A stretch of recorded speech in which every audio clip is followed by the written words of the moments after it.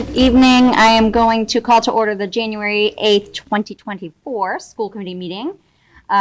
This meeting is being held in person and or remotely as an alternate means of public access pursuant to Chapter 2 of the Acts of 2023 and all other applicable laws, temporarily amending certain provisions of the open meeting law. You are hereby advised that this meeting and all communications during this meeting may be recorded by the town of Hingham in accordance with the open meeting law. If any participant wishes to record this meeting, please notify the chair at the start of the meeting in accordance with Mass General Law, Chapter 30A, Section 20F, so that the chair may inform all other participants of said recording. We have Harbor Media recording, and we have Zoom recording as well for purposes of minutes. Is there anybody else recording in the audience or online? If you could throw your hand up. No. Okay. So I will move over to item number 2, approval of minutes. We have a few sets of minutes to go through tonight. So 2.1 is minutes of the school committee meeting held on November 27th, 2023. And I will make a motion to approve the minutes of the meeting held on November 27th, 2023. I will second. Any discussion? All those in favor? Aye. Any opposed? Okay. 2.2 minutes of the school committee meeting held on December 9th, 2023. I will make a motion to approve the minutes from the December 9th, 2023 school committee meeting, which was the capital facilities tour. I will second. Any discussion? All those in favor? Aye. Any opposed? 2.3 minutes of the school committee meeting held on December 11th, 2023. I will make a motion to approve the minutes of December 11th, 2023. I will second. Any discussion? All those in favor? Aye. Aye. Any opposed? And the last one, 2.4 minutes of the school committee meeting held on December 28th, 2023. I will make a motion to approve the minutes of the December 28th school committee meeting. Any discussion? All those in favor? Aye. Any opposed? I will abstain since I was not here, and I appreciate your help taking everybody through that meeting. Okay, so item 3 is questions and comments. We've set aside 15 minutes to take questions and comments for items that are not on tonight's agenda. Our practice is to take questions and comments during new business items that are on the agenda. If you would like to be recognized tonight, if you could raise your hand if you are in the audience or online, and I can recognize you. Nope, not seeing anybody. Okay, so we're going to move on to item 4, which is the superintendent's report. Dr. Adams? So I provided, as I've been providing at every meeting, a summary of some items of interest happenings in the district. We're excited this week to hold 2 open houses, one at East and one at Foster, for both our Kids in Action and integrated preschool pre-K programs. Wednesday, January 10th, we'll be there at 1 o'clock and at 6 o'clock at East. And then on Thursday, we'll be at Foster at 1 o'clock and at 6 o'clock at Foster. Registration is clearly available on the Hingham Public School website, right on the front page, to follow the links. In addition, our kindergarten open house is planned for January 17th at 6:30 at Hingham Middle School. So we're doing lots of planning and recruitment for our students for next year. In addition, the Hingham High School Spring Preschool is recruiting students for its child development program for the spring. The program runs from March 4th to March 20th. And the preschool program runs Monday, Wednesday, and Friday from 8:15 to 11:45. It's a great way for our young children to meet and interact with the students at the high school in a great quality program. We thank the visual arts teacher and Joanne Bellis, too, who's in the audience, for their display at the Hingham Public Library. We have K through 12 artwork displayed there. If you could stop by when you're at the library and take a look at, we're very proud of the enthusiasm and talents of our students. We are proud Erica Pollard is here in the audience, too, on Thursday, January 18th from 6 to 8 at the Hingham Middle School in the cafeteria. The Hingham Unity Council, in collaboration with the schools, our ELL teachers will sponsor a dinner for our multilingual families. The hope is that the network can provide connections and support and community to our families in the Hingham community who communicate in more than one language. We've been working over the past few months to open up the portal for Aspen to our elementary families. And we've been encouraging families to log in and register so that they can have easy access to their child's records. Our goal is in opening the Aspen Family Portal is to assist families in being able to enhance communication with families and provide academic progress of their students right there electronically. Later this month, we're hoping to have families to access their report cards via Aspen. So they'll be able to log in, be open to open a PDF and see their child's report cards, which means we'll not be printing them. So we're trying to encourage families to log in if they haven't done so already to the Aspen Family Portal so that they can later in the month access. We have lots of support. They can email and get their username and password and get support if they need to help logging in. We've been working, a small group of us, a team of us have been working with Medco in the Medco 2.0.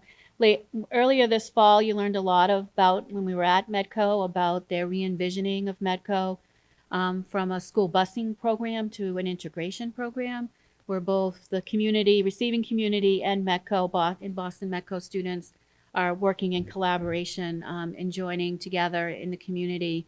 A small group of us have been meeting. We met today again with facilitators to help sort of develop a vision and a plan and really engage further about how we can support our Medco students. You have a long list of things that were completed over the December break. So every time our students are on vacation, and our staff are on vacation, Katie Hartman, the Director of Facilities, and the Facilities and Maintenance staff are hard at work doing a whole host of projects in the buildings. And you'll see a whole host of things that were completed, including at the high school. Our carpets in the auditorium were cleaned. The fire protection system had some deficiencies that were fixed. The kitchen hoods were cleaned and inspected. At the middle school, the hall and the cafeteria were clean and refinished. The kitchen hoods, again, were clean and inspected. At South, there was some work done to replace some carpeting in the guidance office and the library area. The HVAC was replaced in one of the rooms. Numerous toilets were fixed. At Plymouth River, a new sound system was installed. A drop ceiling was installed. There was also some work that was done in the computer lab given an earlier weather incident. Foster also had some work done, and East, you also have a list of some work that was done. So we're grateful to our facilities and maintenance staff for all of their work. In addition to all the maintenance staff that were up early this morning and out last night preparing the schools for this morning after our snow. If you have any questions. There's an update on enrollment. There's not much change. Enrollment is pretty much the same. And then lastly, there's a personnel report. You'll see that we've added a para at East, new custodian for the district maintenance, a junior custodian, and a para for the middle school. You'll have noted some resignations, a para at Foster, a para at East, and 3 paras at the middle school. You'll note that we still have 3 openings at East, 3 openings for paras at East and the middle school, 3 each, and in need of 2 custodial facility staff. Any questions? Okay. Thank you, and thank you for the warning of the school closing last night. Many people were excited about that. My phone did ring twice today, my cell phone and my house phone. Okay, so item 5 is communications. Communications received by the superintendent. Anything to report? No? Okay. 5.2, student communications. Alex, All right. welcome. So originally we were supposed to have student advisory committee meet this morning, but given the 2-hour delay, we scrapped that and we'll be meeting tomorrow instead. Prior to break, members of our student council participated in our annual winter prep rally where we had games of knockout, musical chairs, and a couple other games I forget the names of, which was a lot of fun. And more than 100 HHS students participated in a field trip on prior to break, thanks to grant funding from the Hingham Education Foundation, where they traveled virtually to Auschwitz and took a virtual tour as part of a history class with the help of social studies teacher Mrs. McCash. Now, after break, students were dismissed early on Wednesday, so teachers could spend the afternoon in professional development. And we also recently had new door alarms installed on the doors aside from the main entrances, and new safety procedures put in place, which people were still getting used to today. There was quite a few alarms going off, but in time it will happen. On Wednesday, Kate Gladden, expert in teen resiliency, will be speaking to all HHS students in an assembly, and we're grateful to Hingham Cares and the HHS PTO for sponsoring this event. And on Thursday, the high school's small musical ensembles will deliver a concert at HMS. And I guess that just about wraps up new events. We're all studying for midterms as semester 1 comes to an end, and term 2, same thing. And should be fun. It's a lot. It's a lot going on. Yeah. Thank you. Okay, 5.3, other communications. Anyone have anything? No? Okay. You know what, actually, Yep. do you mind if No. I do a communication I sent? Sure. Just a very quick shout out. I had sent a communication to Joanne Bellis today. On Thursday, there was a Hingham Arts Alliance had put together a panel of arts alumni who came to speak to current students, and it was just what I needed to refill my tank. It was, I mean, full disclosure, by the way, my son was on the panel, but he wasn't even the reason that I might take, he wasn't even the reason for it. No, it was just so uplifting to hear these alumni come back and share their experiences, not only in the Hingham Public Schools and the care and joy that their teachers provided for them when they were students here, that really instilled in them a love for the arts that they were willing to pursue as they went off into college, and then talking about their college experiences and postgraduate experiences. And it was so uplifting. It was so inspiring hearing them. They were I think the best takeaway was that the forum of alumni, were so grateful that we have this fine arts director position, even though they weren't able to take advantage of while they were here. They were so impressed that it was here, and they were so grateful for these other kids who now have the opportunity to take advantage of that. And as I said to Joanne, that, I know, Phaedra and Chris and Joe and Mo and Rose and Brian were all some of the great staff that my kids knew when they were here, but just a huge shout out to them, because really amazing work. It was great to see both the future and past students coming together like that. So Love that. I heard it was well attended. it was and very yeah, well attended. Yeah, 50 heard people great were there. things. Amazing. Yeah. So Yeah. thank you for Thank you. indulging me. Of course. No, thank you.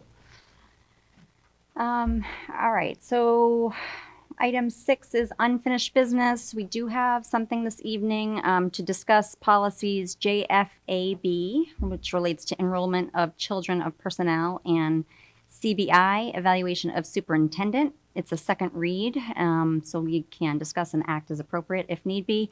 Allie Anderson is not here this evening, so the other members of policy will take up any questions that anybody has. So Jen is going to take the first one, the children of personnel. Yes, so it's policy JFAB, enrollment of children of personnel. It's a brand new policy that we've added. We've used a model from another district and then added in our own little tweaks to it. It will first I'll start with, does anyone have any questions before we go into any more details on it? No, okay. So this will allow staff members who work a minimum of 20 hours per week to be eligible for to send their children to partake in the Hingham Public Schools preschool program. And we're decided to just start out small with this and then see how it goes. And it'll be a great asset, I think, to the preschool program. It'll help provide some more students to boost enrollment in that program, provided that people want to take advantage of this. So More I think it's a- typical peers. which more is good. more Yeah. typical peers. So yeah, does anyone have any questions or concerns? It's a good option for teachers when, I mean, Somerville offered this option, we took advantage of it, so. Oh, nice. I guess I would just point out that any children of staff members would tuition in. Yes. Oh, yes. Yeah. Anyone else? No. Okay. Somebody want to make a motion? I will make a motion to approve policy JFAB, enrollment of children of personnel to the Hingham Public Schools preschool program. I will second. Any further discussion? All those in favor? Aye. Any opposed? No. Okay, thank you. And then the next one, evaluation of superintendent. Carrie Nee was going to take us through this. So this is policy CBI, and it's an existing policy. We just made a tweak to it, mainly to reflect the timing of the superintendent evaluation has changed over time. It used to be in November, but now it's in June, and so it's a few weeks after the election happens. Knowing that the committee is going to turn over, this will allow, excuse me, outgoing members to give feedback to the committee to include in there, and also would have new members can provide feedback as well, but they wouldn't be expected to write up the rubrics just because they weren't there for the goal setting process. They haven't gotten the updates, and we had kind of discussed in policy too. It's not written in here, but it might be a good idea to kind of mentor any new members and have them work with existing school committee members. But to be clear, the school committee itself, including the new members, would vote on the evaluation, but they wouldn't. The new people would not be writing up the evaluation. Okay. Does anyone have any questions? So whoever the school committee is in June when the evaluation is done Yep. would vote. Okay. But the people that are writing up the evaluations and giving the ratings would be existing people who were there for the goal setting process. But both groups, incoming and outgoing, can provide feedback. Can feedback, Just yep. the writing part of it. Yep. Yeah. The fun part. Yeah. No, exactly. It's a very complex process, right? There's like Exactly. rubrics and charts and X's and O's Yeah, and yeah. check marks. It's the weirdest form I've ever seen. So, okay, we'll save them from that. Anyone else have any other questions about it?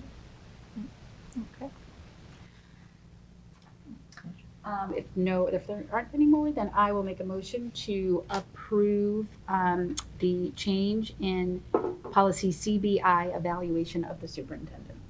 I will second. Any further discussion? All those in favor? Aye. Any opposed? No. Okay. All right. Moving on to new business. 7.1, to approve a student trip to New York City in May 2024 and act as appropriate. We have Joanne Bellis here. Thank you. So my name is Joanne Bellis. I'm the K-12 Fine Arts Director for Hingham Public Schools, and I'm here to seek approval for the drama field trip to New York City in May of 2024. The dates of the trip are May 17th through May 19th, and the trip will be chaperoned by Rory Mallerby, Alicia Plecia, and Maureen Fish. This trip is open to members of the Hingham High School Drama Club in grades 9 to 12 and will give students the opportunity to experience professional theater, see the sights of New York City, and participate in workshops with professional performers in acting, dance, and technical theater. Last year, students attended 3 Broadway shows, 2 musicals, 1 play, and an improv show.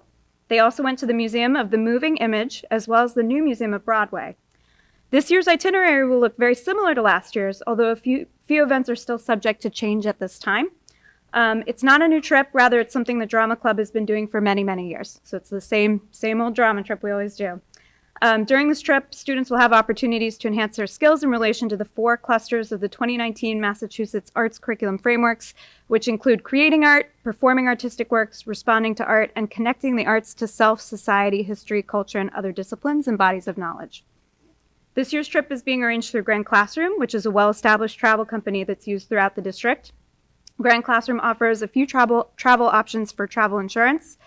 The highest level of insurance offers a refund of up to 24 hours before departure. So a full refund up to 24 hours before departure. Currently, Grand Classroom does not have any health or vaccination requirements, and there are no health or vaccination requirements in New York City or Broadway theaters.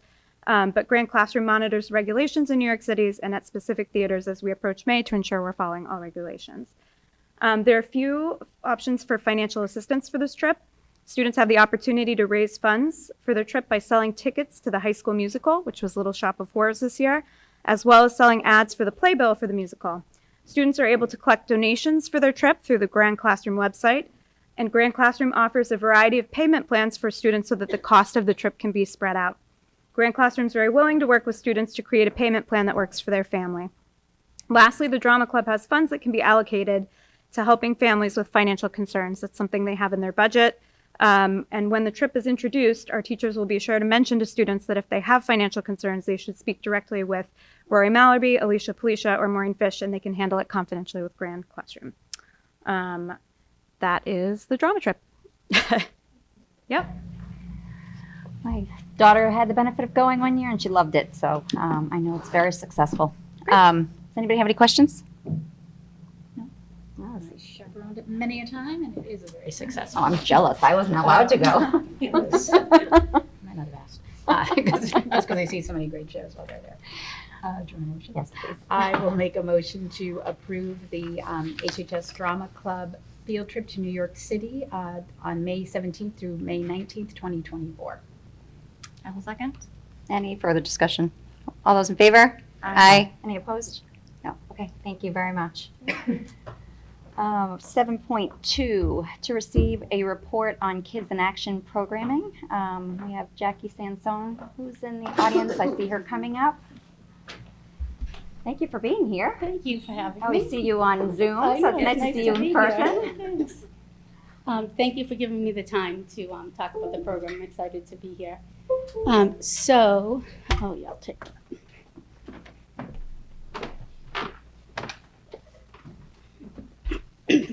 Excuse me. There's a long history of Kids in Action, but I'll make it brief.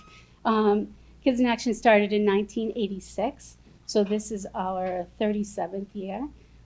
We started with just 18 children for grades 1 through 5, and then we went to, we added the wraparound kindergarten the year before.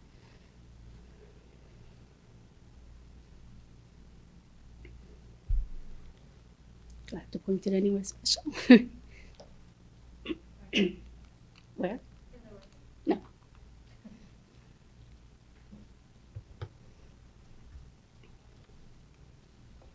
Thank you. So in 1994, we started up the preschool program. So this is our 29th year for preschool. So the program grew quite a bit over the years. And over some of those years, we did a lot of moving until we finally found some homes for us. And believe it or not, we started off here where the senior center is now. That used to be Kids in Action, and we had K through 5 over there. We each had our own classroom. It was very nice. In 2021, we moved the kindergarten class to Plymouth River because we weren't able to accept as many children. I think we only had about 35 when we were at South, and then we expanded it to about 55 or 60. So kindergarten was at Plymouth River, and then this year, all of the after-school programs have moved to all the elementary schools, and it's going pretty well. We started Spanish immersion in pre-K this year as well, and our enrollment now is 317 children. So it's grown almost 100 children this past year.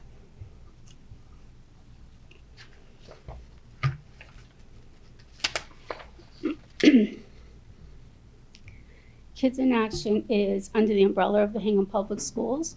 We have a revolving fund. We are fully self-funded. There's no taxpayer contributions. Kids in Action pays their own health insurance. We do contribute to the operating budget for services that we received. So there's some for transportation for before school and the buildings. and then some value for heat, cleaning, maintenance, equipment used, and also a rent. Kids in Action follows the guidelines for preschool and out of school time. It's called early education and care. There's a lot of regulations to follow, a lot of paperwork. There's an annual review, we have inspections, and things like that.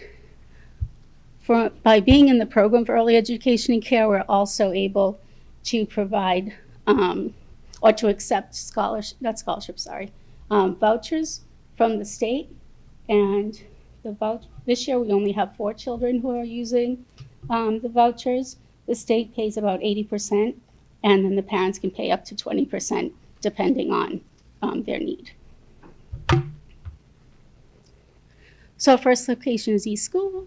At East, we offer before school for children who attend East and Foster School. A bus does come and pick them up for the children who go to Foster. Our traditional pre-K class is at East from 8:30 to 2. We have after school for pre-K through grade 5.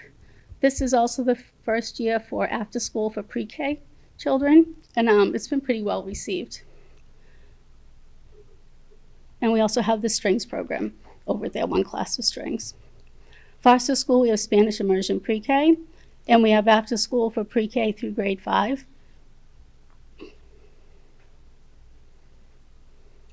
In the Plymouth River, we have after school for K through 5, and there are 2 classes for the after school strings program.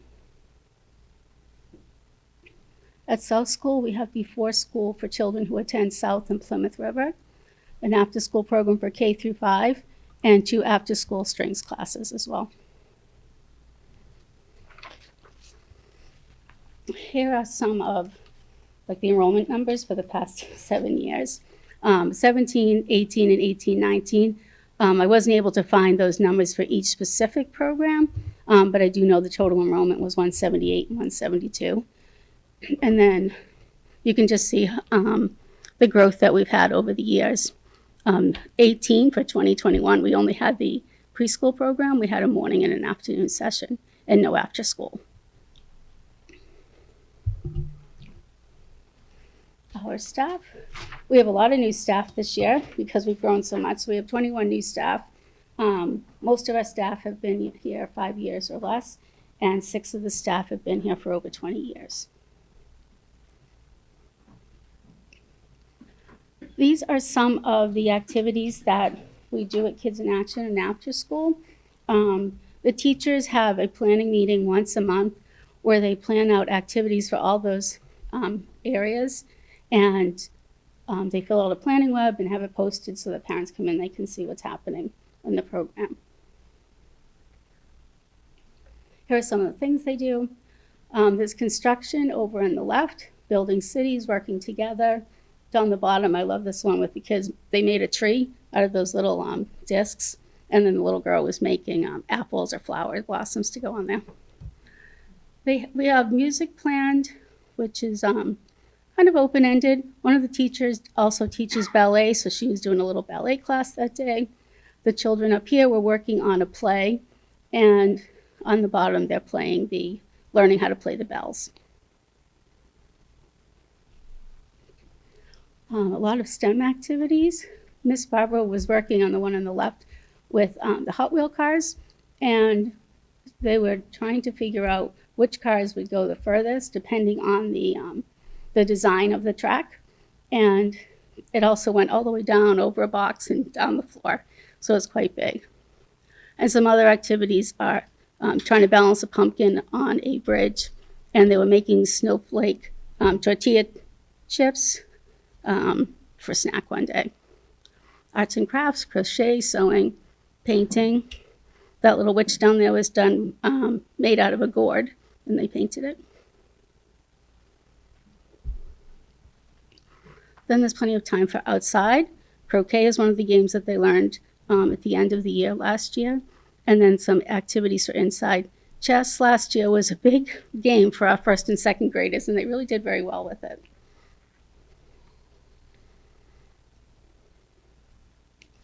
We do have a spot for literacy, and that picture to the left, they're playing Build a Snowman.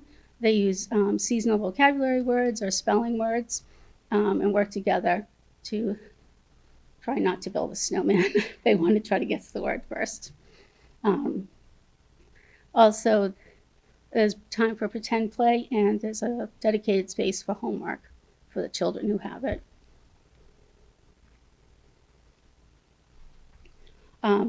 In collaboration with the Music and Arts Department, Kids in Action hosts the strength program. There are 2 sessions a year. They're 15 weeks each, and they're for 3rd and 4th graders, and they can have the opportunity to learn how to play the violin, the viola, or the cello. And then there's a little performance for the parents after each semester. And I was amazed last year to see how much they learned in that time. It was just like from the first one I peeked into the last one. It was quite amazing.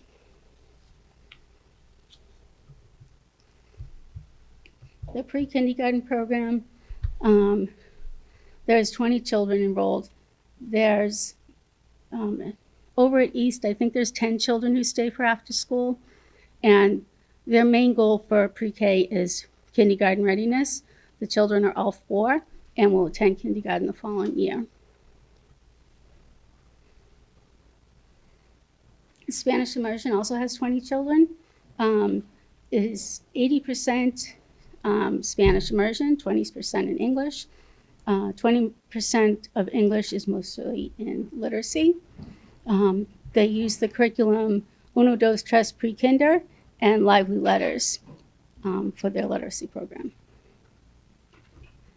So typical part of their day is the arrival, which we encourage obviously independence, self-help skills, being organized. Part of the, I always like this part. The little boy in the middle there, you can see the apples behind him, and at the beginning of the year, there's an apple with their name on it and also their picture. So they come to school, they find their apple, and put it in the basket. Then a few months later, there's no picture there, just their name. So they have to read their name, put it in the basket. And then they move on to tracing their name with wipe-off markers and then writing the name by themselves. And that's part of their process when they come into school. There's plenty of time for outside. There's 1 or 2 recesses depending on the day. Manipulative time is a time in the morning which is the teachers and assistant teachers work together for some teacher-directed activities, whether it's playing games, working on eye-hand coordination, number skills, literacy skills. There is a morning meeting and a learning circle. The morning meeting is where you do things like calendar and math and songs, things like that. That's their message in the morning. That week they were focusing on the letter O, so that's why it's in red. And it's also a time for us to learn about the letters and the sounds through Lively Letters. And this week they're learning about animals in winter, so their stories are related to that, and learning about hibernating, the migrating, and things like that. Snack and lunch and rest. The parents provide the lunch and their snacks, and the children make their placemats for different seasons, and on the top is their name, and then they draw the picture, and then the snack helper will take all the placemats and read them and say, so-and-so, here's your placemat, and they come up and say, thank you, Jackie, and the other one says, you're welcome. So we're really working on manners. Everybody waits until everyone's at the table, and then they eat together, and then everyone leaves the table at the same time at the end of snack time or lunchtime. And the rest time is probably about 30 minutes.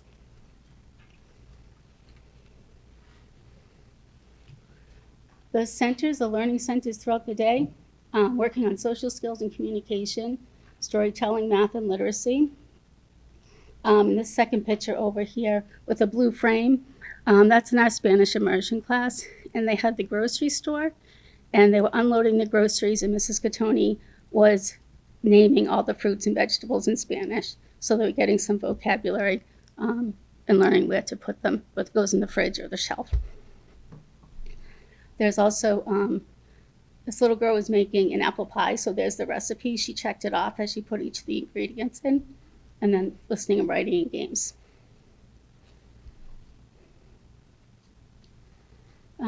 So the block center, this one with the little boy with the goggles on, he or the eye protection. We had read a few versions of The Elf and the Shoemaker, and they were reenacting the story. So they had the tools there. There's a little elf in the back, and making the shoes. With the stories that they read, they were comparing and contrasting the illustrations and the storyline, what was the same about them, what was different. And then with the sensory table, that's supposed to be pink shaving cream to represent the frosting that's in the Cat in the Hat Comes Back book. So we try to relate the literacy to their play activities during the day. And a small group time is teacher directed, and they were learning to make letters with their Play-Doh, and this little girl wrote her name with the Play-Doh. STEM, you can see they estimated how many seeds were in that pumpkin. They cleaned out the inside, they were smelling it, and then at the end they did a volcano. So they voted on what color it was going to be, and then ended with that big eruption.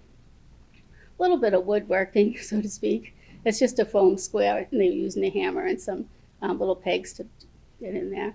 Some open-ended art activities with the easel, and then they're decorating the first letter of their name. Some other activities that we have, when we learned about community helpers, Officer McGillicuddy came in to teach the children about her job. Our own nurse also came and spoke about her job or other jobs in the medical profession. We have about usually 3 shows for parents a year, and we usually go on a field trip to Ware River Farm, and the parents are always invited to come in and read a story or to play or join in activities. These are the communications that go out for pre-K. There's a monthly newsletter. There's a planning web right here. That's the web that the teachers fill out in addition to doing their lesson plans and their plan book. But it's posted, so if anyone came to the classroom, they could see what we were doing in each area. And then every day, a Today's Happening goes home.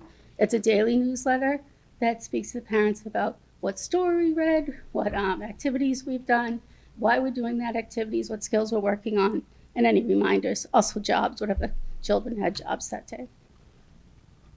I did put a copy of those in your file for you as well. And then registration.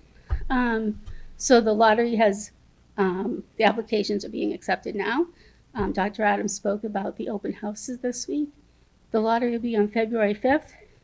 The parents will be notified on the 6th, and then all the registration paperwork and the deposits are due on the 15th.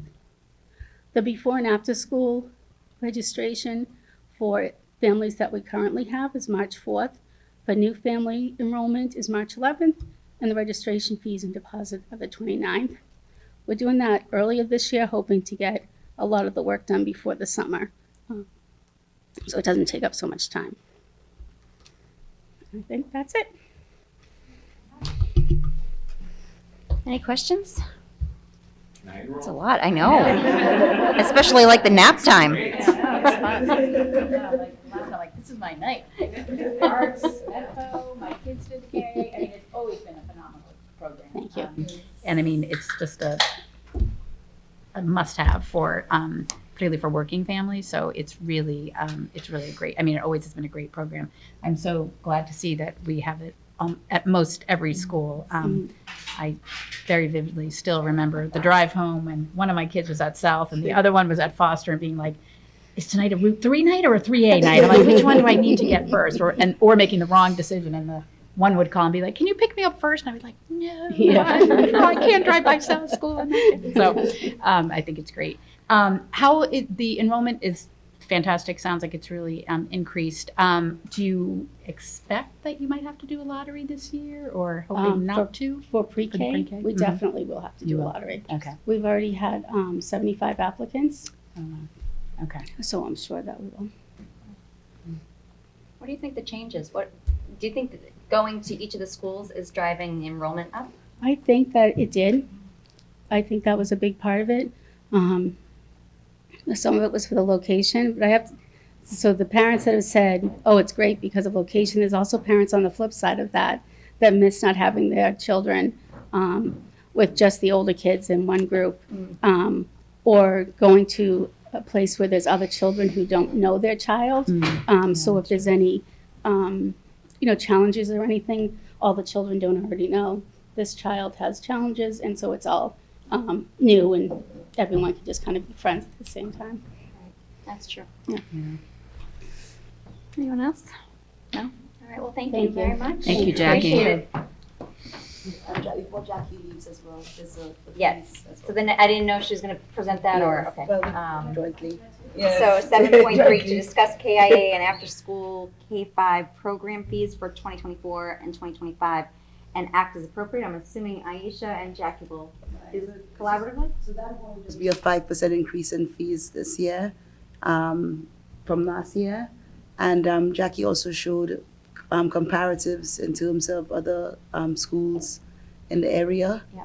public schools in the area, and a couple of private as well too. And I think we're still in the center region in terms of that. The nice thing about KIA, as Jackie pointed out during her presentation, is that it contributes to our budget, and it's a self-sustained program. They even pay for their own health insurance. So this will just continue to ensure that, given increase in fees and costs, particularly like things like even like food costs have gone up this year as well too, we'll continue to be able to be self-sufficient. Which is incredible too, given, Yeah. I mean, I know the enrollment has gone up, but just looking at the staff increase as well. Right. To go to each of the different locations, Yeah. making sure that it's self-sustaining is great. Right, and one of the things that Jackie and I have been discussing is that it's just kind of more engagement for the kids and more activities for the kids. So we think that this year the program will even continue to grow and be a better program, even given the some of the lessons that we've learned from having the individual schools as well. So I think we're well on our way. Anybody have any questions? Is it hard to staff? Is it Um, easy to we're- find staff members in the we have- beginning of the year? We're or- finally fully staffed. A big part of being able to approve the fees now is to start enrollment earlier. That way, Jackie has a sense of the numbers of students per building and can start to work on the staffing for next year. I think that process happened later, much later into the spring, and so then you hit upon summer, and it's harder to, get your staffing done. So the goal is to start early. You'll see that March enrollment date, have parents make a commitment, know how many staff are needed per building, so. And we are hoping that will help with some of the staffing piece. Anyone else? Thank you. Thank you. Do you think we're ready to make a motion? I think so. I'm just trying to think, do we want to go through each, might as well, right? Each of the amounts? All right. I'll say all the amounts of the vote as one motion, but I'll just read, okay. So I'll make a motion to approve the proposed Kids in Action 2024-2025 fee schedule, which represents roughly a 5% increase from last year's fees, which would be for the little kids, which is what this is called, Little Kids in Action classes, which is the 8:30 to 2 p.m. 5 days a week. Monthly charge for 5 days is $1,125, annually $11,250. Then Little Kids an extended day 5-day program would be $1,650 monthly, $16,500 annually. There are 3-day and 2-day options as well. Before school program, 5 days month. That's only available 5 days, and that's a monthly fee of $237.60, annual fee of $2,376, and then 5-day after school monthly $520.90, annually $5,209. And then the combined before and after school K through 5 program, 5 days monthly, is $648.30, annually $6,483. And then there are options for 3 and 2 days as well. That is a lot. I will second. Any further discussion? All those in favor? Aye. Any opposed? Okay, thank you. And by a lot, I meant a lot of Numbers. numbers. Numbers. Not Numbers. necessarily, Yes. not necessarily Right. the A lot of cost. It numbers. is very, very The mouthful. competitive with, yes, with Small other. print says 10% discounts for siblings. Yes, that's right. Yeah, good Which is job. also a big help. Okay, 7.4, to discuss elementary Spanish immersion exploration. Dr. Adams, I'm not sure if you were doing, oh, okay, sorry. Eric Pollard, how are you? Nice to see you. I'm well. How are all of you? Doing well. Good to see you all. Nice to see you. In the fall, we talked at an earlier meeting about the creation of a committee for looking at the possibility of implementing an elementary Spanish immersion program. So I'm here to report on the work that group did over the course of the fall. This exploratory committee consisted of myself, Dr. Adams, Mr. Shifley. We had 3 Hingham Public Schools staff members and parents as well, parent volunteers, who all came together to conduct a variety of different types of research and activities to get us familiar with what it would take to get a program like this off the ground. So we reviewed existing research, quite a bit of existing research. I talked a little bit about it earlier in the fall and last year when I talked to you about the benefits of immersion in the pre-K program that Jackie just talked about. And then we carried out site visits to existing immersion programs, which was really fascinating. We did visits to Milton, Holliston, Mendon, Upton, and to the Maynard Public Schools to take a look at the immersion programs that they have running there. 2 of those programs were French immersion programs, 2 are Spanish immersion programs, and they range from having been in operation for 50 years to like 7 or 8 years. So there's a lot to talk about with all of them. Part of the work was also to draft a survey, both for the kids in our existing Spanish pre-K program and for the elementary community at large, and talk about the format and the costs associated with the program. Now, unfortunately, given the budget forecast for this year, this isn't something that the committee feels it can recommend moving forward with this time, but I do think that it's something that we should keep on the back burner for something that we could do in the future. And so I want to run through with you, if we were to do it, how I think it should work.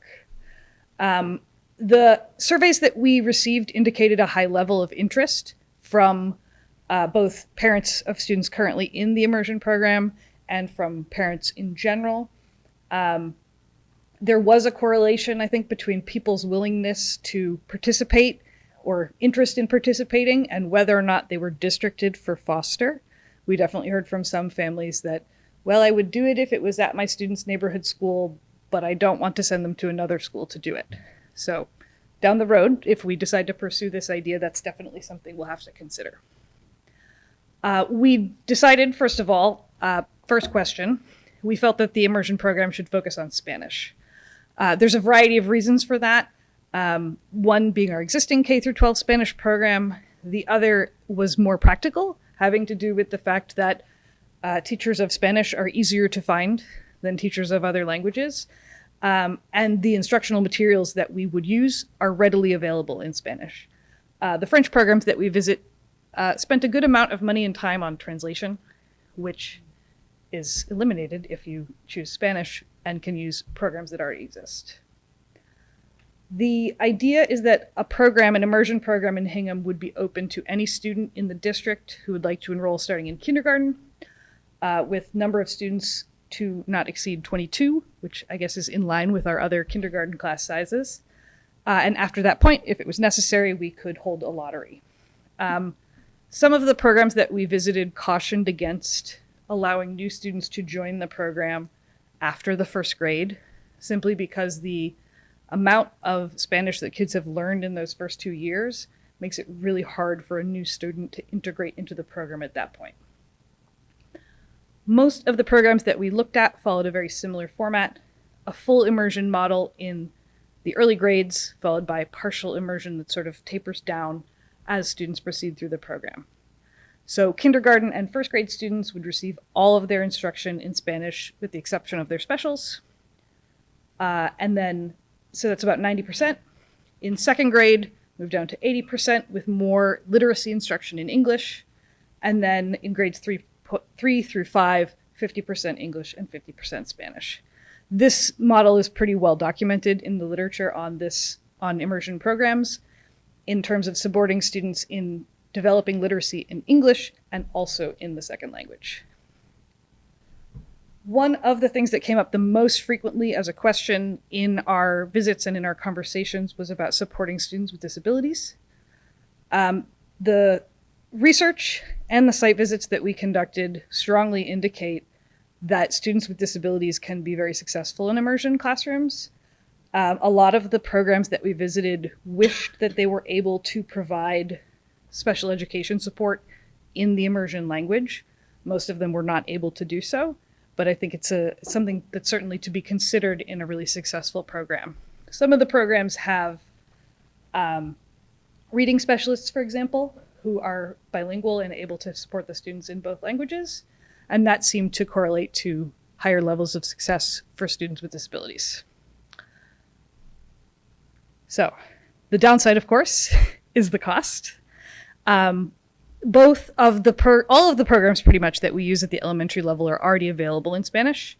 Into Reading, Everyday Math, Mystery Science, and Let's Find Out, which is what they use for social studies, are all available in Spanish, and I've given the prices of all of those materials for you in the memo. Additional costs would include building a classroom library, and of course, personnel. That would be the most significant cost for this kind of proposal. Transportation costs are neutral for this because students who are not zoned for foster would be able to use the bus that the district already uses to send kids to Derby and St. Paul's. So we could just have it continue on to foster for students who are districted to other schools. And then in grades 1 through 5, we would be looking at pretty much repeating those same costs every year over the following 5 years. So I hope that that gives you a sense of what a program would look like. I really do hope that it's something we're able to do at some point in the future, but it seems like now is perhaps not the right moment. Another important variable the group discussed is the new elementary building. Yes, thank you. I think we're going to knock on wood that we're open and ready by the first day of school next year. But we were concerned about opening, we're already opening 4 additional pre-K preschool classrooms, and then now considering another classroom. We were just concerned about that in waiting, that there is great support for the program, great interest for the program, but that it may not just be the right time right now because there are a couple of variables. One of the things we might be able to do if enrollment does grow, say we're going to do kindergarten registration, we get a number of we need to open additional kindergarten classrooms or classrooms at Foster as it moves into the new elementary building. Could we hire someone who was bilingual, teaches in English only, general education program, does a planning year, and helps build out the curriculum and the program, and then the following year starts the program. So if that comes, keeping an eye on our enrollment and looking into the future, that would be a way to sort of build the program using the enrollment that the school may attract with the new elementary building. So great. I think there was great interest as a summary. Yes, definitely. And we learned a lot. We think it's a strong possibility, but just want to pause for the moment and then consider the opportunity again as it may become available as we open the new elementary building. Yeah, it was a great learning experience, regardless of not being able to move forward at this time. It was a really great learning experience to visit those programs and go through the process of doing the research. I really learned a lot. I know that the teachers who participated commented to me that they also learned a lot through the process. So overall, I think it was a positive. Great. Thank you. Thank you. Any questions? Carrie? Yeah, no, I just think this is great, and I really, I second what you said. I hope we are able to do that when it's the right time. The one question I had is for the educational programming subcommittee, we've talked about potentially updating the math curriculum going forward in the next couple of years. Is that something, as you're looking at that, I guess this is a question for Katie, are you going to be keeping this in the back of your mind that we would probably want a Spanish translation when it has that available, or do most of them have it available? Most of- programs yeah. do have Spanish, which again was part of the decision making and going with Spanish as opposed to other programs. And in fact, our mystery science program, for example, we already have access to the Spanish translation, and so that would be a very easy pivot. Yeah, and so I quoted everyday math because that's what we're using now, but it does seem that most of the major available math curricula have Spanish versions. That's great. Thank you. And when they take their MCAS, was it English or Spanish? They take the MCAS in English. And the research on that and the test results in towns that do it go pretty much like you would expect them to. Some of the kids in immersion programs have a slight drop in MCAS, or their MCAS scores in ELA are slightly lower than they might have anticipated because they've received their instruction primarily in a second language. But they are developing literacy skills, and those skills are transferable. And they do transfer once kids have the opportunity to apply them in the second language, so that by the end of their immersion career, they're generally performing better than their peers who've been educated in just one language. Mm-hmm. And usually that drop is in third grade, and by fifth grade it disappears. Yep. And math Is usually higher than their peers. Math, for some reason, the learning of another language, research shows is really developing other parts of the brain that correlate very strongly with math learning. So. Yeah. So some of the districts we visited did talk about parents being concerned in the third grade. Their MCAS scores in ELA were lower than I wanted them to be. That's really scary. But by fifth grade, that gap has disappeared. Interesting. One way to think about it is think about the rest of the school is an English immersion program for ELL students, and they do great in the English immersion program. Yep. That is, Yeah. so. Yeah. Yeah, that's a great way to think about it. Mhm. That's fascinating. It's really interesting because I have a double language. French was my first language, and I did better in math than I did in English. So that helps explain it. There's research. There's research. Thank you very much. All right, thank you. All right. Okay, so 7.5, to discuss the addition of community service requirements at Hingham High School and act as appropriate. I think we have Rick Swanson coming up. We heard about this fabulous program last year. I think we're getting an update. Yeah, thank you very much, everybody. Here to talk about an idea that I think is just as exciting and has as much to recommend as the elementary immersion, and it has the advantage of a much smaller price tag of almost zero. So the last time I addressed this topic, it was a much warmer evening. I stood here in July to share with you some progress emerging from our school council with a big assist from our student advisory committee. This proposal contains the fingerprints of many people, at least 25 different people who've been members of our school council last year or this year, and our student advisory committee, including Alex, who's here at the table, who made a big contribution last year along with Nathan and helping us to get started. So in your packet, you have a detailed memo that elaborates on some of the language that we would love to add to our program of studies this year, and then later to our student handbook as well. It would bring into our program of studies and into our graduation requirements a new expectation that all Hingham High School students would complete 40 hours of community service if they're a member of our school for 4 years. So we would propose that the 40 hours be prorated for a student who came in later, transferred into the school later, but that all students, and they could begin to do this after the conclusion of their 8th grade year, so beginning with the summer, entering 9th grade.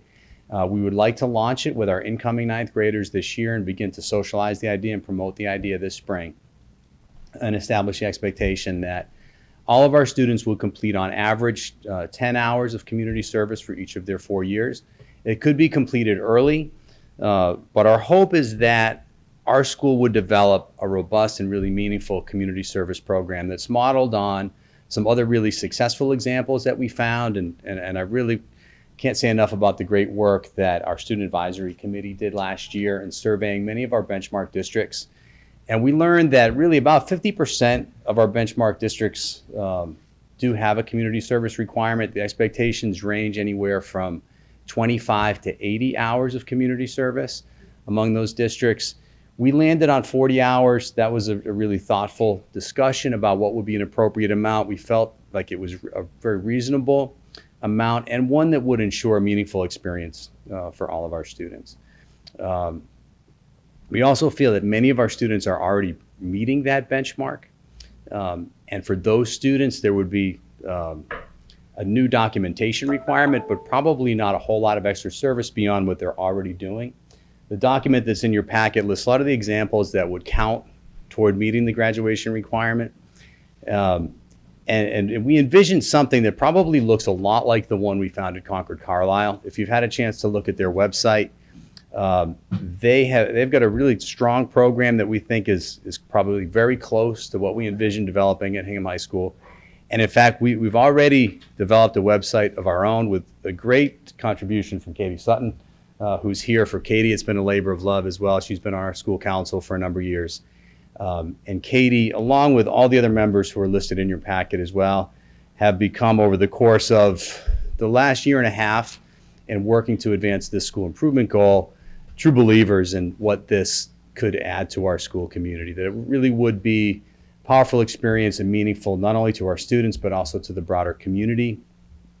And while we were thoughtful about adding something extra to plates that for most of our students are already very full, and conscious of the concern that we don't want to add more stress to the lives of our students, our collective feeling was, more than adding to stress, this offers an antidote to stress. And that given much of what we see in the research around what community service does to those who are giving the service, in addition to those who are beneficiaries of the service, it's a powerful predictor of health and wellness. And we think we would be doing great service to our own students by establishing the expectation that this is for everybody. It's not just for students who are applying to National Honor Society.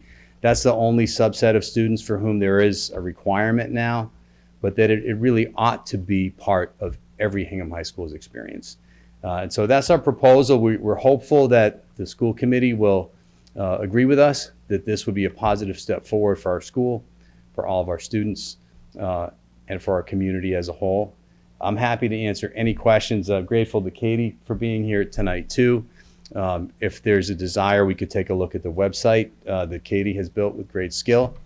And we could probably also lean on Alex a little bit if you want to hear about what the Student Advisory Committee learned from its research last year.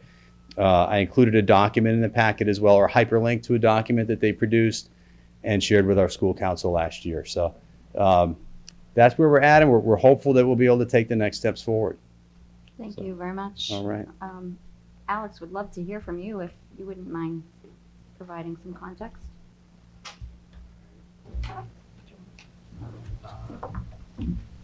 Yeah, sure.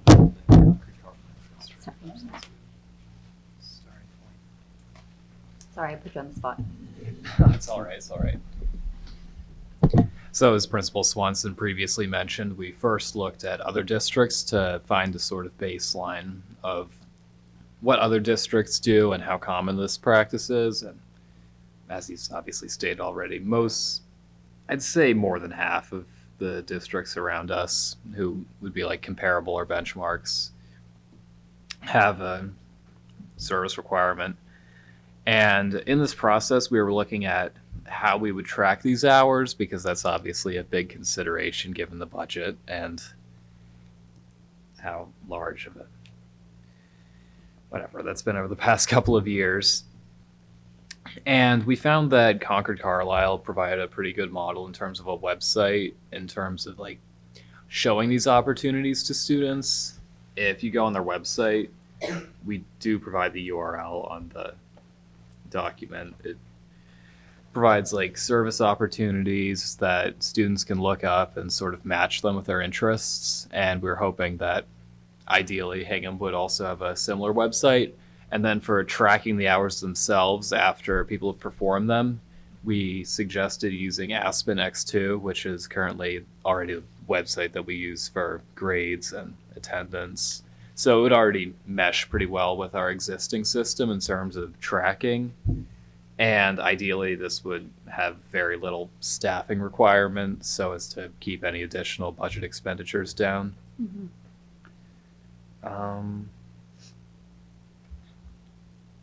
I think that Your about- thoughts on adding one more requirement for graduation? Any concern about that? Have you heard anything from people? I don't think that would be a major concern. The 40-hour requirement is sort of meant to deal with that. And we suggested that maybe you don't necessarily have to do 10 hours every year. If you're concerned about maybe being overworked later, then you could do more later. I mean, more earlier in your academic career. And just as an idea, this is obviously nothing that's being committed to at the moment. We were suggesting maybe a 5-hour minimum every year to sort of spread it out throughout the high school. But this, I don't know, nothing's decided on yet. So if people feel like it's better to just let people do whenever they want, or if it should be spread out, that's still to be decided. Okay, all right, thank you. I always appreciate the student perspective. Any questions? Carrie? I was just looking at the Concord Carlisle website, and it looks like they have a nonprofit that matches students with opportunities. Is that something that we're looking to establish here, or do we think there's enough out there available and we could just put a database straight on the website? What were your thoughts on that? I don't have any thoughts on the nonprofit aspect. I'm not too knowledgeable about it, I'll be fully honest. But I think ideally, if there could possibly be someone who could post opportunities on the website, or if there was some way to connect local organizations with the website so they could post on it, I think that would be ideal. I don't have a See ton of Katie information on Sutton's hand up in the audience, and if you don't mind coming to the podium, that'd be great. So I think the link to the site I created is in the packet as well. It's actually like a closed loop. It's pretty much everything can happen with very little administration from an outside person. We have a database already of, I want to say 75 different organizations, civic organizations in Hingham. And we were planning actually probably next week to send out a blast email, because we said we were going to launch this just as a sort of like a phase one anyway, just to get the database, even for Honor Society kids. And it basically is going out to all these groups saying, we have this, and here's the form you fill out right on the website. If you guys go to the website, you'll see it says, submit an opportunity, find an opportunity, submit your hours, submit your reflection. So it's all very straightforward. What happens on the back is the person who's administrating it gets an email that says there's an opportunity. They click through, they look at it, they make sure it looks legitimate, and they click publish, and that's it, it's done. And then on the student side, when the students submit their hours, it will be stored on the back in a spreadsheet, and that spreadsheet could be sent to the guidance counselors, whoever needs it, to say like, oh, maybe you can sort it by student hours and say, oh, these kids only have 1 hour and they're seniors or whatever. It's very easy to move that data around. So it's set up to require as little human, I think the only subjectivity is just making sure that those submissions are coming from legitimate sources and there's nothing dicey, but a lot of them are known. All the places we're intending to outreach to now are known entities. They're civic organizations within our town that we all know, and churches and things like that. So thank you for doing all that work. of course, yeah. No, I feel like this is a really important thing for our kids, and I think it could be, so it's worth it. Jen? Are we voting tonight on this, adding this as a graduation requirement, or and first I just want to say thank you to Katie, because this website is phenomenal with all the links in it. I think it's great. when Rick was here in July, and it was my understanding that they were going to do a pilot program this year, and it sounds like you're ready to launch that in the spring. So are we doing the pilot first and then, or are I we? think we're ready to launch the website publicly and share it with students. And I think regardless of, I think as far as school council would be concerned, a worst case scenario for us would be, well, we didn't get support for a new graduation requirement. Even if that didn't happen, we still have this new website and we have a new way to promote community service opportunities and try to connect our students with opportunities they may not have been aware of previously. That will be intrinsically a really good thing, not only for students applying to National Honor Society who need to meet that benchmark, but for any other students who perhaps hear this call to, you should be doing this. Mm-hmm. Your life will be richer, you'll benefit, your community will benefit if you find opportunities and ways to serve. Ideally, we hope that the school committee will endorse this idea of a new graduation requirement and we can announce to our incoming ninth graders, those students who are currently in eighth grade, that this will be an expectation for you at Hingham High School, and that beginning this summer, you could begin to document those hours. If that's the case, we would be able to include it in our next program of studies, which is on the agenda for our next meeting, two weeks from tonight. You'll have before then a summary of proposed changes. There's not a whole lot that is really substantial in terms of recommended changes for next year. A few new things we're excited about, a couple of proposed new courses or changes to course requirements. But this would probably be the most significant new addition to our program of studies for next year if we win support from the committee for the inclusion of this new graduation requirement. I don't know that there's a deadline that we would necessarily, I think it would just be up to the committee, in my opinion, whether we would want to vote tonight on whether committee supports this as a new graduation requirement. Think about it, consider it when we vote on the program of studies, or even, theoretically, it could be voted on later as well, be included in our student handbook when we look at that later on. But we feel as though a really thoughtful and deliberate process has been undertaken over the course of the last year and a half since we first introduced the school improvement goal about a year and a half ago. And that over the course of 6 meetings, our school council has been deliberate about this, sought good student input, and we have a strong consensus on the group that this would be a good thing. And we're hopeful the school committee will agree. Now, who would? Oh, I'm sorry. Sorry. You're probably about to ask the question I was going to ask. Who's going to monitor the hours? Who would then take on that responsibility? We're not sure who the exact person would be. I think ideally it's a member of our staff who agrees to take on a position and that we would have secured some funding. I think we would follow a path very similar to what we did when we introduced the Global Citizenship Program, which is now about a decade ago. And we had some funding in the first year from the HEF to support an advisor in that first year. That we demonstrated the program really drew great interest, got off to a very strong start in its first year. We then incorporated that stipend for the advisor into the regular school budget. I think in its second year, we would be hopeful that we could include this as part of the regular school budget. That would be stipended in the same way that the GCP advisor is, or a coach for an athletic team, an advisor for another club would be stipended, but again at a fairly minimal expense, and that ideally it would be a member of our faculty or staff who would oversee that.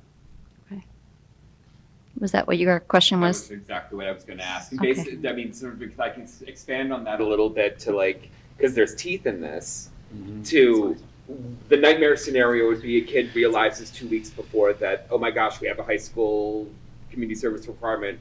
What do I, who is the person? I'm thinking of guidance or someone who's looking at the graduation requirements, who can sound the warning bells early if a kid is in danger of not meeting this. I don't have a hunger to deny someone a diploma because they didn't fulfill this requirement. It's a great point and a great question. We spent some time on this at our last school council meeting as well. And our sense is that we'll have one person who is the advisor to the program as a whole, but they would be in communication with counselors, in the same way that a teacher would alert a counselor to concern about failing grades or poor attendance. The advisor to this program would be communicating to the counselor, perhaps to the assistant principal as well. We're concerned about this student. It's 2.5 years in, they haven't documented any hours yet, and that we would be staying on them and probably contacting a parent and so forth. We, recognizing that concern too, some of the discussions that were had with people at other schools. And Alex, I don't know if you personally were part of those conversations. I remember Nathan talking to us about this at one of the meetings last year, that we had asked this question. Our students doing the research had asked this question: has anyone not graduated because of this? And it was unheard of at the schools where the graduation requirement had been passed. They had no examples of people who had fallen short to the point where it cost them a high school diploma. And instead, it really had become part of the ethos and culture and climate of that school. And where necessary, scaffolding was put in place, supports were put in place, and probably in some extreme cases, maybe waivers were granted too. We envision a waiver process in any case where it would become a hardship for somebody, that we'd be understanding. And I think realistically, the outcome is close to 100% of our students have this experience as a result of the policy, and that's our hope. Matt, did you have anything? Yeah, I should know this, but today, as an 8th grader walking in, what are the current graduation requirements? Like, so what are they, they're walking into 8th grade, they know they need to show up to school a certain amount of time, keep grades level, and then do this? Right. You need to meet the distribution requirements according to, department by department. Yep. The only department that you would need to take and pass a course all 4 years is English. You need to pass 3 years of math, 3 years of science, 3 years of social studies, including U.S. history. You need to take and pass a health class. You need to take at least one semester of PE in school, and then complete a PE requirement all 4 years through one means or another. You need to pass the MCAS in ELA, math, and science. You need 2 years of world language in the same world language. I may be forgetting a couple of. They're all. Oh, you see, the fine or applied arts as well. 2.5 credits there, and meeting the attendance requirement as well. You need to it goes term by term. On a 6th absence, you would risk being in jeopardy of losing credit for 6 absences in a term. So this would really be, one of the very few requirements that's not directly related to performance in school. Yeah, and that's a little bit where I was going. I can see the benefit of that significantly, but I also recognize the sort of additional requirement for, especially I think at the outset of the program. Like, I think over time, okay, this, you sort of have older siblings, they're going through this, it's easier, but I mean, I have an 8th grader, I think he'd do this, but I am thinking about, like, oh, okay, like, wow, I'd never heard about this, but now all of a sudden I've got to do 40 hours of community service in the next, and I know it's 10 hours a year, that's not a lot, but I am thinking about that, I guess. Mm-hmm. Yeah, the freshmen need. Sorry. There are kids who've been invited in that first year for National Honor Society that don't always get. They have to think it's 12 hours. There are students who, because they don't have the 12 hours, they wait till reapply for in the senior year. I don't know the statistics on it, but I know that has happened, and that's 12 hours. You have a question? Yeah. Thanks. So couple of things. So one of them is, I know in the past that back in some period of Hingham High history, there was some community service requirement that the social studies department oversaw. This is not that. There's no particular team or group. This would be a one-person administrator, not multiple teachers getting pulled into. Okay. That's right. Okay. The only incarnation of a community service requirement that anyone who's currently at the school has been around long enough to remember is the one you're referencing. And I can remember that one as well. I think it was eliminated about 10 years ago. And it was regarded at the time, and the reason for its cut was that it was fairly arbitrary and that it was just attached to social studies electives for seniors. And there was no requirement for any senior who was not taking a social studies elective. For some students, after you finish World History 1, World History 2, and US History, there's no requirement to continue on with social studies. So there was a fair percentage of students who maybe were taking 2 sciences and no social studies. For them, there was no community service requirement. And it was a loosely connected and probably not all that thoughtfully conceived program. There was no connection to the curriculum of the course, but just an expectation that do and document 10 hours. Your teacher will be in charge of saying whether it was appropriate community service or not. And we just philosophically at the time had some problems with it. And so it was eliminated. I was not principal yet at the time, but I remember the discussion. And we feel as though this is a much more coherent approach to it. It's a universal program that would apply to every student, and it would begin as soon as you're a student at the school too, and be part ideally of your entire high school experience.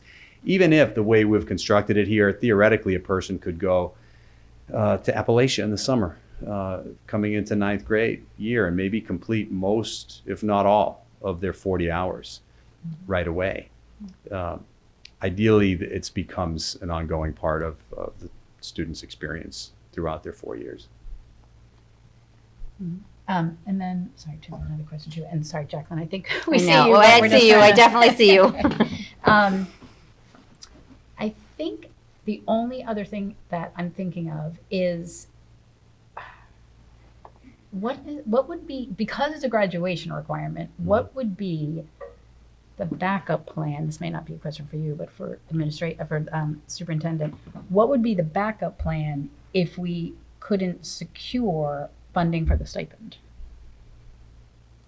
I think we just have to budget for it. I mean, what we're asking for is approximately $5,000 over several years. So it starts at $2,000 and then it would grow given the number of students the person might be tracking. Okay. I'm just wondering, is there It's not a large amount. No, it's not. But I think the issue is that we have a sort of a long list of stipended positions that I just worry about this jumping ahead of some is what I'm thinking about. I think we have to consider the value of Right. what the outcome is for students and the benefit. And is where it- this is a graduation requirement versus, right. and That's the, what it's- and the impact that this has both on the students. Rick talked a little bit about the impact on students, the impact on the community, the impact on culture of the students long term. And I think the impact of that stipend on those outcomes for 1,000 students at the high school of our community is pretty great. So I think it's a great value for what the benefit is for our students in the long run. Katie, just to put it in context, a single speaker on SEL, one auditorium presentation could cost as much. And I do think the SEL benefits of this are something to consider, that sense of belonging and giving back and so on, an agency. I do think is a part that is really compelling about the service aspect. The research is really clear that service benefits the student as much as those being served by the community service. I think, Rick, it might be helpful also to talk about some of the community service projects that already happen as part of athletics and clubs and activities. There's so many great things kids are doing, and I'm assuming all of those things would count. Yeah, in the packet, I've itemized a few examples just to give you a sense of what are students already doing that would likely just need to be documented now. And the examples are many. A few of the ones that I listed were projects organized by student clubs, any number of clubs at the school that are doing clothing drives or food drives, campus cleanups. Those hours add up. Fundraisers that lots of our athletic teams are doing. We would not envision, fundraisers for the team, that might support an assistant coach's salary or something like that. We're talking about the team getting behind Maddie's Promise, or the team getting behind Matt Brown's foundation, or the Side Out Foundation, the Dig Pink volleyball games that they have every year. Lots of our teams have adopted a cause, and year after year have done really great work in raising money for those causes. So any of that would count. Students who are doing work in school as peer tutors, that's another place where hours could be accumulated. Church-related activities, whether it could be teaching CCD, it could be going on a trip. Again, the Appalachia Service Project, I think, is a great example. Letter writing campaigns that are being done by like our Mindfulness Club, or our Veterans Appreciation Club, to the elderly or to soldiers who are serving overseas. Some of our performers, musicians who are performing here at Town Hall on Veterans Day or on Memorial Day, those types of things. So lots of examples where service is already being done. And to come back to the question of value too, I would agree that the bang for the buck here probably is about as good as it gets, as it could possibly get. I'm very confident that local organizations will help us through the first year, whether it's PTO or HEF. If necessary, maybe we could lean on them for longer. But I also think that in the big picture of our budget, this is a really small item that would carry really significant benefits. Tim, did you have something else? I was just seeing this how it's the creation of a stipended position. I was going to see if anyone talked to the HEA to see how they felt about it, but I see Jacqueline's hand up. Interestingly enough, Jacqueline's hand was up. So Jacqueline, if you don't mind coming up to the microphone, that would be great.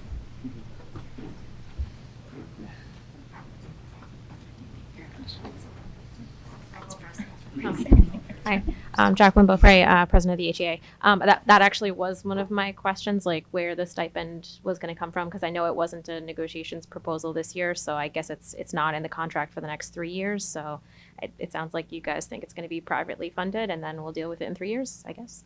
I did have a couple other questions, and you guys asked some of them too.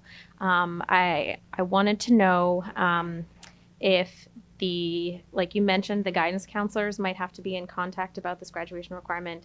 I guess it's more a comment. I would be concerned that increases their workload. I was wondering if, going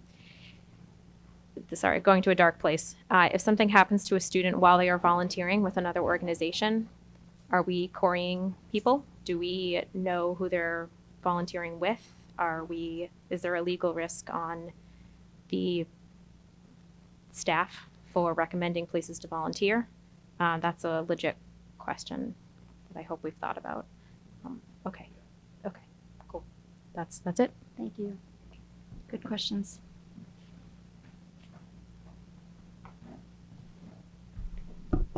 So there were some comments there. I know the specific question around the legality was the last one too. Michelle, I think I remember you making a call at one of our school council meetings last spring to look into the legal question, and we emerged from that feeling pretty confident that we'd be on safe ground. And clearly, all the other districts that have implemented this as a graduation requirement have cleared that hurdle as well. So it's a fairly common process. There was some work done on that because other districts do it. So how are you doing it? So I think it's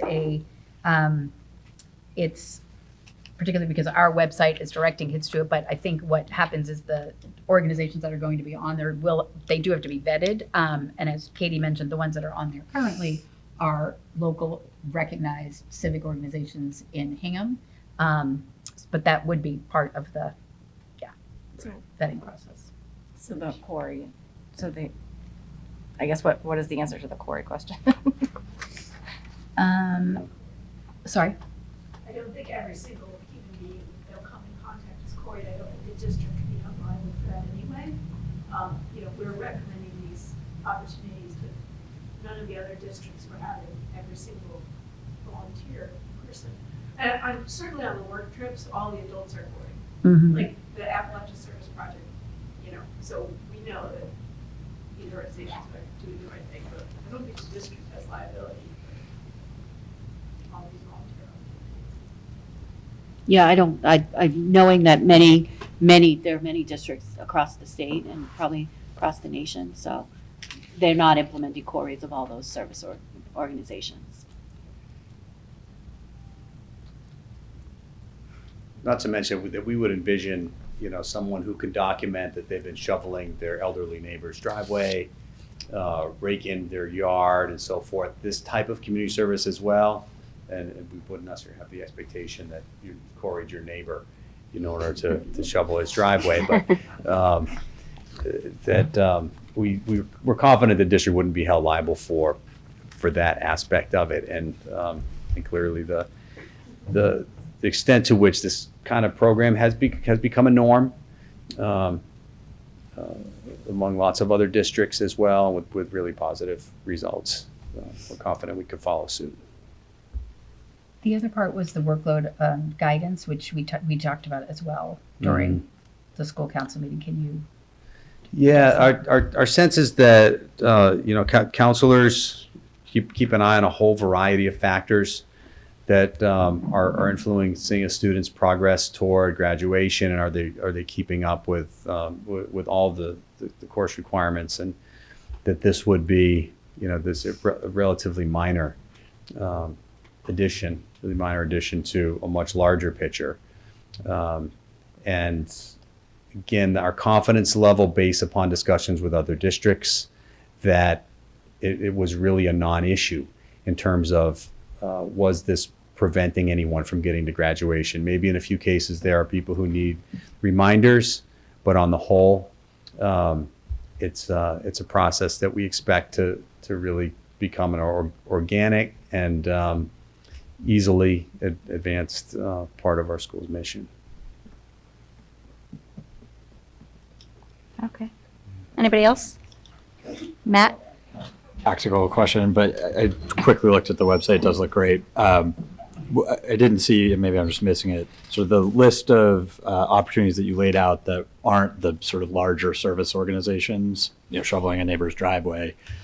Like, will there be examples like that for parents and 8th graders to be able to go on and see? That's a good idea. I think we could do a Yeah. page that just says, you know, examples of things that count. And Right. include all the things that Rick was just talking about that are already incorporated within, you know, the school, your team is doing something Yep. for Daddy's Promise, you're shoveling your neighbor's driveway. I think that's a great idea. We can easily add like a little bit. Yeah, so I think that would be helpful. And then I guess related question though, administratively then tracking, I guess I don't fully understand the sort of tracking of things. Like obviously, you know, if you go to Appalachia and you spend this many times, you submit that many hours, but if you don't see something on that list that you feel like is, well, I don't know, I see that I can shovel the driveway, but I raked leaves at my neighbor's house. Like, does that count?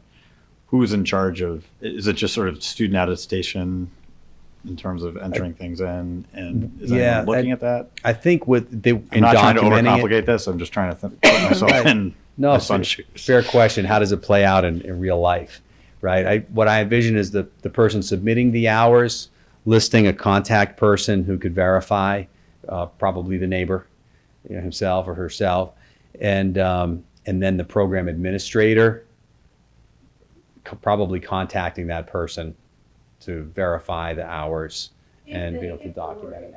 If they were worried, it may be more of an audit. Yeah, exactly. Yeah.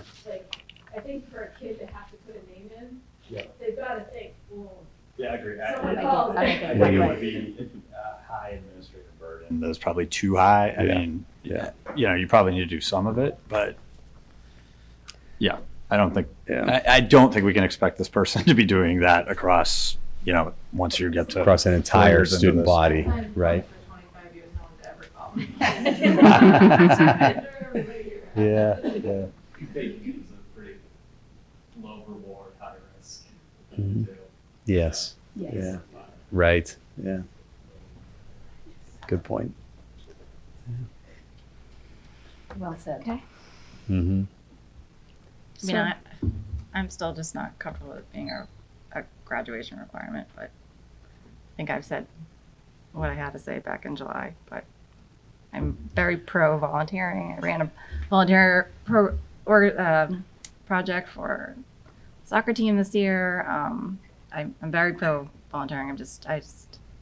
I am not ready to say yes to a graduation requirement, but. So my only question on that, because I was definitely there 4 months ago, because for me it was like the first time we had heard of it, I was like, whoa, wait a second. And there was the minimum or you needed a requirement to do the 10 hours every year, which to me felt too, well-intentioned but too burdensome. If you don't do that, then like, would it be stipended still? Like in some ways it feels like I don't know, if it's not a requirement, then are we going to be able to put in the budget? Like, I'm not saying that we should vote yes because of that, but yeah. I don't know, right? Yeah. Like, so, and then does the whole thing kind of, how much does it fall apart? Not the right term, but. Yeah, I mean, I was hoping Yeah, to we're see going to do results a from a pilot program. It's just, I wanted to see how easy it was for the kids to utilize this fantastic website, and if the kids felt stressed from it. I was just curious about how that was going to play out. We're prepared to publicize the existence of the website any day now. I think we could put it out. I could put a link in this week's, as soon as this week's newsletter, and share the existence of the website with our community so that students could begin to look for some of the opportunities that are available. Again, I'm sure it would be of great interest to those who are preparing to apply for National Honor Society. I hope it would be of interest to many more students beyond that. And I just also would urge, I would urge anyone who has doubts about the value of this program to consider the input of all the people whose names you see on the sheet on the fourth page, which is last year's and this year's school council. Add to that group the student advisory committee. So again, 25 thoughtful people who really have spent a lot of time exploring this and thinking carefully about other programs that have shown the degree of impact they've made on their own schools and communities, and want to bring that to our school as well. There's no doubt that many of our students are already drawing great meaning from their volunteer experience, but I personally won't feel satisfied if we can't make that a promise to all of our students, and that we can assure that every student who receives a diploma from Hingham High School will have that as part of their experience. It's sort of a promissory note to them that as part of their experience at our school, they will have had this opportunity. Many are already achieving it, but quite a few are not. And I feel as if we've let them down. And if we ask them initially, is it causing you stress to think you have to do this? The answer will probably be yes, but I really do think that after the experience and through the experience, the answer will be, I'm glad I did it. And thank you for leading me to this opportunity. I think we've all come to that sense that it matters and will make a great difference for our students. Yeah, there's no doubt in my mind that this adds value to the students. I struggle with the requirement, that's all. Carrie? Yeah, I also made my views clear back in July, so I won't reiterate all of that. I do feel like by making it a requirement, we are making it a priority. We're saying that we believe that this is really important. And I think it was really helpful this time to see all the benchmarking and all the work that you all did, especially the students. That really, that moved, having you all involved and kind of laying out how many, 50% of our benchmarks have this requirement already. That says a lot. We're not reinventing the wheel, and we're not doing anything. We're not groundbreaking. We're just doing this and saying. And I feel like Hingham itself has such values volunteerism so much that it just, to me, it makes sense that the school department would as well. So.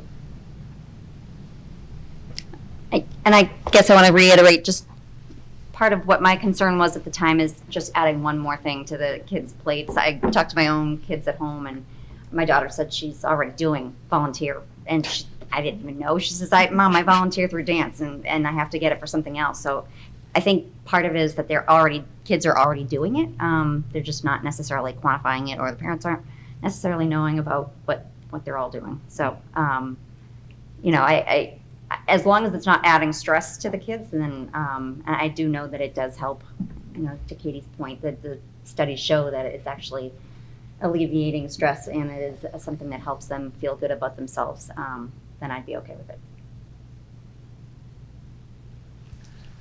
I mean, my only remaining hesitation, and I know it's small, it's a few $1,000s, but in the grand, not relatively small in the grand scheme of the overall budget, not a small amount of money.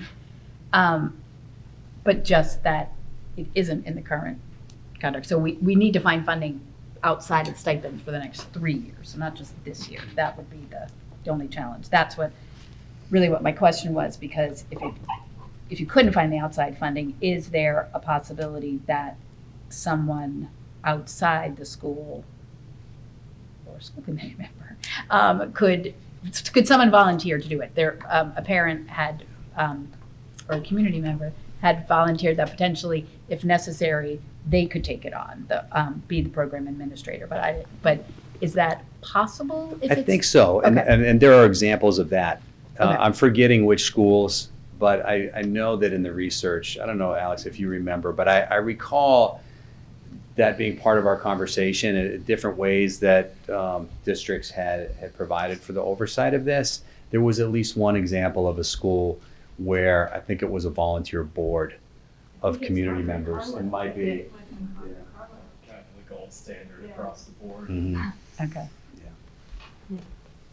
So to me, there's an answer to this in a community like ours that we could find capable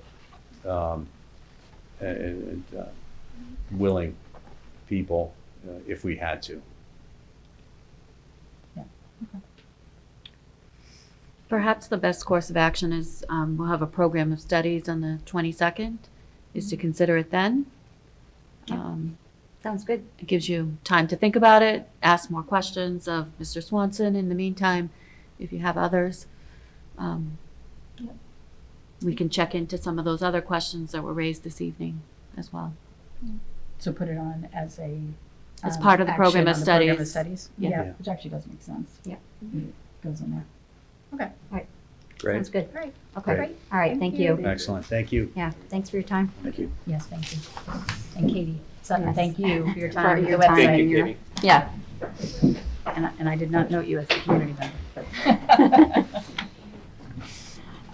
Okay, so 7.6 to discuss an activity club fee at Hingham High School for the 2024-2025 school year and act as appropriate. I'm not sure if Rick is taking this or Dr. Adams. So you have in your packet a proposal for a fee. This is a fee for next year, 24-25, as part of the school budget for FY25. It's to charge $100 for Hingham High School students, and it's the same charge that matches the amount collected at the middle school for an activity fee. Approval of the fee either tonight or in a subsequent meeting this winter will allow us to do some work to develop some structures for the collection of fee, as well as do some work to inform the high school community, both students and families, about the fee. The purpose of the fee is to fund increases that are going to be needed to both support increases in stipends for club advisors, as well as additional stipends for additional clubs that will help us meet our contractual obligations. The fee would be paid once a year, regardless of the number of activities students participate. The fee would be waived for anyone on free and reduced lunch or qualifies for free and reduced lunch, as well as any family experiencing hardships. The goal would be to collect the fee early on in the school year before the activities started. I did a survey and collected as much information as I could of districts that do collect fees in the state. The amount that's collected, that ranges from as low as $30, a couple of $50, to as high as $200 in one district, and the purpose of the fee. So either for your consideration this evening or in the next subsequent meetings in January, to help offset the budget and the need for those increased stipends for clubs and activities at the high school. Michelle. I know this is something that Mr. Swanson has never wanted to implement. He and I have talked about this for several years. Just because there are so many offerings at the high school, and it's such a great thing to be able to offer so many activities for students, and to have students be able to just participate, whether they economically can or not, or whether, thinking about, did I pay the fee? Am I allowed to be part of this? But unfortunately, I think the time has come that we must consider it, given the spoiler alert about what we're about to hear on the budget for the fiscal year 24-25. My only thought is, so this would be not going into effect till next year. Next year. I just sort of wonder if maybe we should hold off on making a decision on the amount until we understand the budget a little bit more. Because maybe it could be a little less, maybe it would have to be a little more. It's already included in the budget for this year that I'm going to present right now. Oh, So if okay. it is that you decide not to vote on it, then we'll have to make changes to the budget. And sorry, yes, okay. So I was thinking, I'm not thinking to vote against it at all. I'm just thinking the amount. Okay. Like, is it, maybe it does need to be 125. Maybe it could be 75. But so you factored into the budget $100. Yes, please. Got it. Okay. With 100% participation, so you assume all high school students pay it. Yes, please. So it's like 130,000.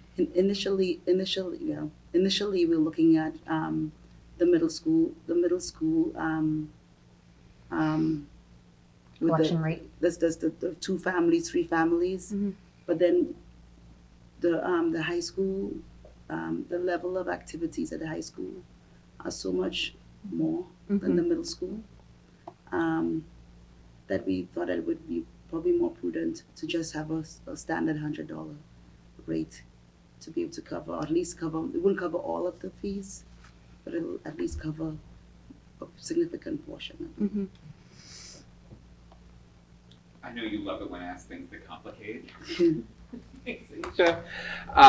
Could we consider a reduction for families with multiple kids at the high school and middle school, just so it wouldn't hit each family as hard?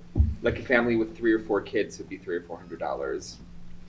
It just reduces the amount we collect to offset the increases that are coming Yeah. because of potential contractual obligations, the needed new clubs and activities and stipends that are planned, and as well as the increasing amount. Right. So it's. But we could play with the numbers, hey, Could- 110 fee with a 20% discount or something, Could we do a cap? Yep, we have the same cap that we implement at the middle school. That could be done as well, just lowers the amount Yeah. that we end up collecting. Yeah, 'cause we do that with sports. We feel like there's a cap on. And I mean, and if you think about it too, there's some high schools that we looked at as well, where we have an arts fee. We don't have that at our high school. The only fee that we're looking at is just on the activities, right? And in terms of when you look at our athletics fee as well too, we consider it, even if increase that we are planning for this year, it's still fairly, I would say it's not generous, but it's affordable. Competitive. And when you compare it to other districts, it's not one of the highest fees. And our students are able to participate in all sporting activities, including dance now, just by paying that activity, that sports fee as well. So I think even in terms of looking at it cumulatively across the fee structure that we have at the high school, I still think for most families it still would be affordable. And we have limits in place for those who can't afford in terms of financial aid.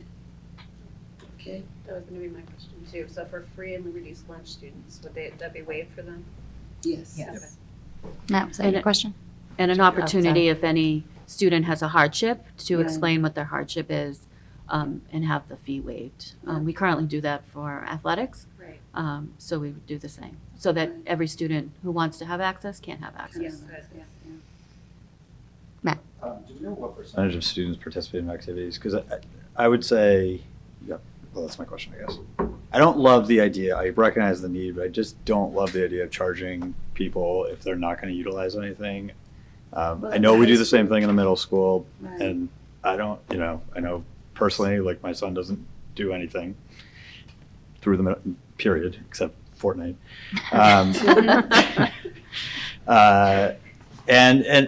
So I don't. It feels like we shouldn't be charging for people that don't take advantage of Right, this. so in terms of a couple of things just to bring to your attention, for the high school, you find that unlike the middle school, the kids are one step a little bit more mature. So number one, in hopefully, right, in the middle school environment, you would find, and I've experienced it as well, at the beginning of the year, you may find the kids are excited about joining clubs, their friends are doing it, they join all the clubs, and by the end of the year, they're out of it, and they're no longer participating.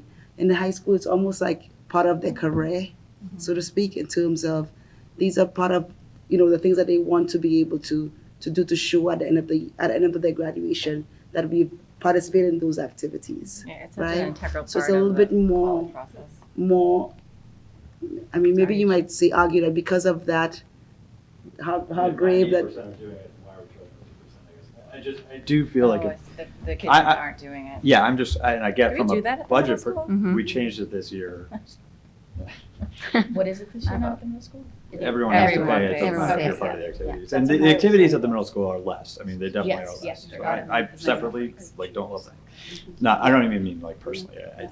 I do think it's a question. I recognize administratively it's harder to Yeah. track, which I get that, but I don't know. And the other thing too is and I'm just thinking back at the middle school as well, and maybe Katie can remind me as well too. But I think that there may be teacher advisors like for grades that may also be paid out of that activity fee.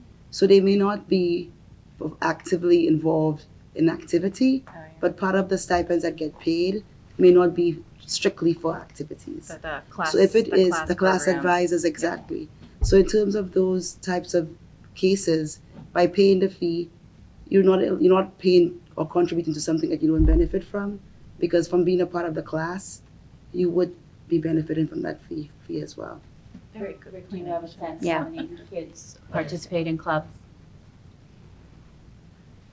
We don't have hard data on that, but I would have to estimate that at least 3/4 of our students are actively involved in at least one club. We know for sure in athletics we've hit the 80% mark each of the last several years, and I think the club mark is probably very similar. We have over 100 students in student council. There are over 100 in global citizenship program, and those are just two. There's two of the largest. National Honor Society get over 100. But then there's a whole long list of other much smaller clubs that probably get us to more than 75% of our student body. But at this point, we don't have a way really of tracking it to provide specific data or attendance at meetings, that sort of thing. And again, we probably also have to look at the point you make, Aisha, about all students probably benefiting from, if you're going to the junior prom, the junior class advisor has helped to make that possible, Right. whether or not you're a junior class officer. So in terms of all students benefiting, I think we can make that argument. True, Michelle, I've never been a big fan of this because I love the idea of just being able to encourage people to get involved. If you're talking to people who may a kid who's maybe not involved in a club, trying to get them to come on out to a meeting and check it out. But if we're looking at a protocol of really expecting the fee to be paid by all students, as we're doing at the middle school, then it probably eliminates that concern. Right. Yeah. And maybe you might have even more involvement now too, because they're like, okay, I'm paying for this, I'm getting involved even more. I mean, looking at the benchmarks, if I'm reading this correctly, it doesn't look, it looks like maybe one charges regardless of whether you participate, and most of the others don't. I guess I would say we should at least consider thinking about, should it really be everyone? So I guess, so you're saying even if they benefit from it, from the class advisors, etc., they should not contribute? I mean, I don't, I guess I'm not really sure what the, I think it's a hard sell to parents to be like, I probably should know, obviously, as part of the school committee, but like, I'm not sure what my son's gotten out of I'm sure the 8th grade advisor is outstanding. But I think they do more at the high school. They definitely do more at the high school, yeah. So like the class advisors, like the classes will have events throughout their 4 years Yep. that everyone's invited to and included in. I think maybe nothing happens during the school day, but like they would have like It's a lot of fun. They do a lot of fundraising a lot of for their fundraising and a lot of classes. like social activities that all kids, whether you're in a club or not, would be able to participate in, even including like I think some of the well, for sure, the class advisors are helping put together the graduation week activities, the senior picnic, the graduation ceremony itself, the rehearsal. Like, so at some point, all the kids they are benefiting from the class advisors, right, who are organizing all these activities, and the class advisors get a stipend that would be funded in part through this as well. And they also So do- that would be sort and of- then they also have something for the incoming freshmen. The Yes, class advisor helps yep. organize The orientation lunch. the orientation lunch Yep. and all that. So maybe we should charge in advance. Because No. The budget piece, which is a larger conversation. I mean, if you're the 20% of people that don't have a kid that participates in things, or they just do athletics and you're paying for that, I don't know. I feel like maybe I'm overthinking and people will be like, yeah, I don't care. But No, I mean, I think maybe the issue is that maybe there's a broader, I feel like there's some broader fee conversation to be having, right? Because as you even pointed out, right? I mean, other districts charge for transportation, I was gonna say that, arts, yeah. music's a part of the arts, but, you know, activity fees, higher athletic I guess in fees, most like there's sort of a overall fee structure that maybe we need to think about. I do think in most cases, though, it is usage based. I get the advisor piece, Right, but yeah. like, right, Yeah. if you take the charge a bus, you transportation pay. fee, Right. you can decide whether you're taking the bus or not, and we'll charge you. If you are interested in doing arts, not us, but right, other places, and we'll charge you. If you do athletics, we'll charge you. In this case, we're saying, and if you do clubs, we'll charge you. But in this case, we're saying you're getting other benefits from things that, and maybe there's other things besides the advisor. But it sounds like that's maybe the Right. only benefit, which might be a great benefit. At least the high school, at the middle school, less so, but we're still charging for that. I don't know, feels. No, and I mean, and I know I'm one of the people who talked about this fee, but there's also, I was just thinking of this too, like the drama club, like there's a separate fee to be part of the drama club. So are they gonna also have to pay that in addition to this? Or is it just you know what I mean? Or does that now fall under this So fee? as an example, I can just give an example. So for example, at the middle school, the activity fee pays for the director, assistant director of the drama, the producers, the class advisors for grade 6, 7, and 8, Mhm. right? So all the class advisors get paid out of this. The green team, homework club, jazz band, Lego, ski trip, the ski club, right? You're rubbing it in my son. It's not. Fortnite on Do they that play for list? travel basketball? There you go. My son played Fortnite too, and in high school he did everything. And in terms of, on the high school's point of view, the freshman advisors, we have at least, let's just see, we have about 17 freshman advisors that are paid out of the, and I know that for the kids moving up, that's a significant adjustment period. So I'm sure that most of those kids are relying on those advisors to get them through in terms of that as well. How are we funding that now? It's budget funded now. So it's budget funded. Yes. Would be able to. Yes. And look, I know we need to raise money in a variety of different ways, so I'm not trying to say, don't do this at all. Just. Sounds like you are. Sorry. Well, now I'm thinking, I'm actually thinking that we should be doing it for the high school and not the middle school. I was thinking the same thing. What? But, yeah. Anyway, no. Because with the middle school, it seems like, because not everybody participates in those clubs. Right, but we do have like class advisors as well. Yes. We paid 2 class advisors for each grade. For the 8th grade class, we have 3 class advisors as well. We have drama, Future City Science Explorers, GSA, Homework Club, Jazz Band, Orchestra, Choral Spectrum. And I'm guessing that you would have to have a higher fee if you did it the other way, because then you'd have to pay someone to manage who is doing it and who isn't. Is that correct? And then even in terms of, even at the middle school too, even if that venture club, I feel like the kids go on these little trips all the time.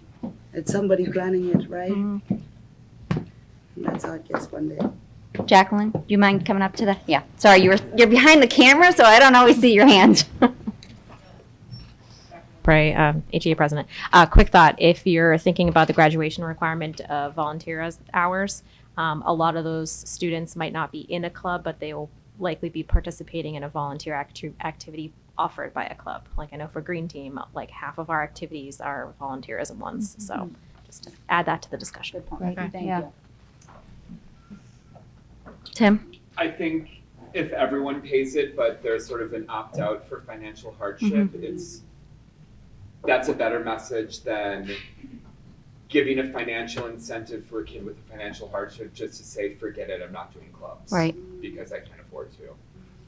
I know generally working in a low, much more financially hard district, I think kids don't go for the talk to the teacher and tell them about your hardship and then get the fee waived. Kids don't do that. So if everybody has to, and it's sort of, it just seems like a better message, because I feel like that we will lose kids in activities who will not do them because they have to pay the fee if they do them.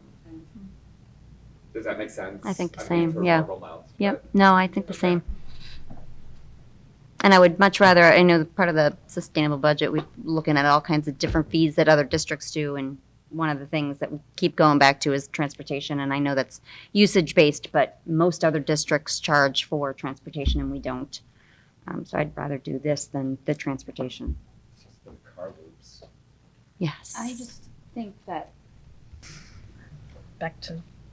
flashback to 20 minutes ago when we started this conversation, that I think we all recognize we're going to have to charge. It's going to have to be more fees charged in fiscal year 2025. I just don't know. I personally am not ready to vote on this particular fee if there are other potential things out there. Well, we could do the similar thing as we did with the volunteer. We could loop it into the budget discussion and vote at that point. That's fine. So it's currently in there now, and I think we did that last year during the override. We listened to all of the budget presentations and then we voted on the fees at the back end. Yeah. And I'm not But- hearing anyone say we don't want a fee. I'm hearing some discussion about I think what everyone fee says we don't want a fee. Right. Sorry, nobody wants a fee. Nobody wants a fee. Everybody's understanding the need. Yes. for that. Thank you Yeah. for that important clarification. All right. Okay. All right. All right, thank you. But remember, it's in the budget already. Follow-up, Yep, and we're going to come back to it in a minute when we Yes. talk about the budget. All right. Okay, so 7.7, to discuss warrant article on naming new elementary school and act as appropriate. Dr. Adams. So you have the results. Remember that town bylaw requires a town meeting vote on the naming of any new building. The school committee needs to submit a warrant for the consideration of the select board and the advisory for then consideration at the Springtown meeting. We did a survey back in November and we came up with the 4 top names: Foster, William L. Foster, Crow Point, and North. And we also added Harborside because it was a favorite of the students. You have the results of a second survey that was completed throughout the month of December. You have the results that indicate a sort of wide spectrum of community members. We had 1,388 responses, about 61 staff, 150 students, 548 parents, and other members, including 6 members of the school committee.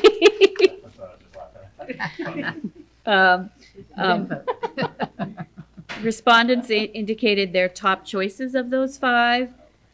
Foster Elementary came up with 27%, and then William L. Foster 20%. So combined, those two are about half of the responses. North had 14 approximately, Crow Point 13%, Harborside 23%. Then we asked in the survey if you could only choose between Foster and William L. Foster, which one would you choose? And Foster Elementary came up as approximately 70%, and William L. Foster 30%. There were a variety of comments that folks submitted as well. I attached all of those comments. The comments reflect similar themes from the first survey. Some comments indicate a desire to continue the school's current name as it's central to the identity of alumni, current students, and past families. Others prefer the route of naming the school in relation to its location. If there's the wording from town council on the article and what it would need to read, right now it indicates the name of Foster Elementary School because that was the top choice. But that's also up to the school committee what it would like to add there in the quotes for the name. But that's what the warrant article needs to read. Okay, and that's cleared by a legal counsel. Directly you said. from John Great. Conklin. Perfect, thank you. Questions, comments? Lots of comments. Yeah, lots of comments in here. I mean, I sit on the Foster School Council, and overwhelmingly they stated they wanted to keep the Foster theme just because that's what they use in the school, fostering environment. And so they use that word foster a lot. So that's feedback that I wanted to give. And that's why I did not vote. I am the one member who didn't vote because I didn't want to sway that decision. Not that it would sway, but I wanted to have this discussion here. Every vote counts. Every vote counts.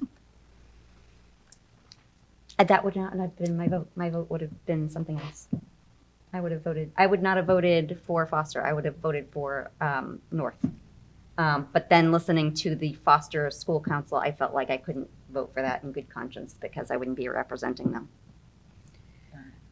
You do need to vote on this tonight. Yes. Because Warrant articles are shoving due. the warrant article is due on January 20th, so you cannot postpone this. Tim?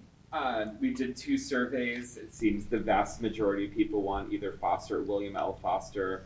Foster got the most votes, including by people in the school. I guess frame the discussion of if someone thinks we should do it other than Foster Elementary School. I'd like to hear that, but it seems the obvious choice. Agreed. Agreed. Yes, I would agree. Obvious choice by the vote tally, for sure.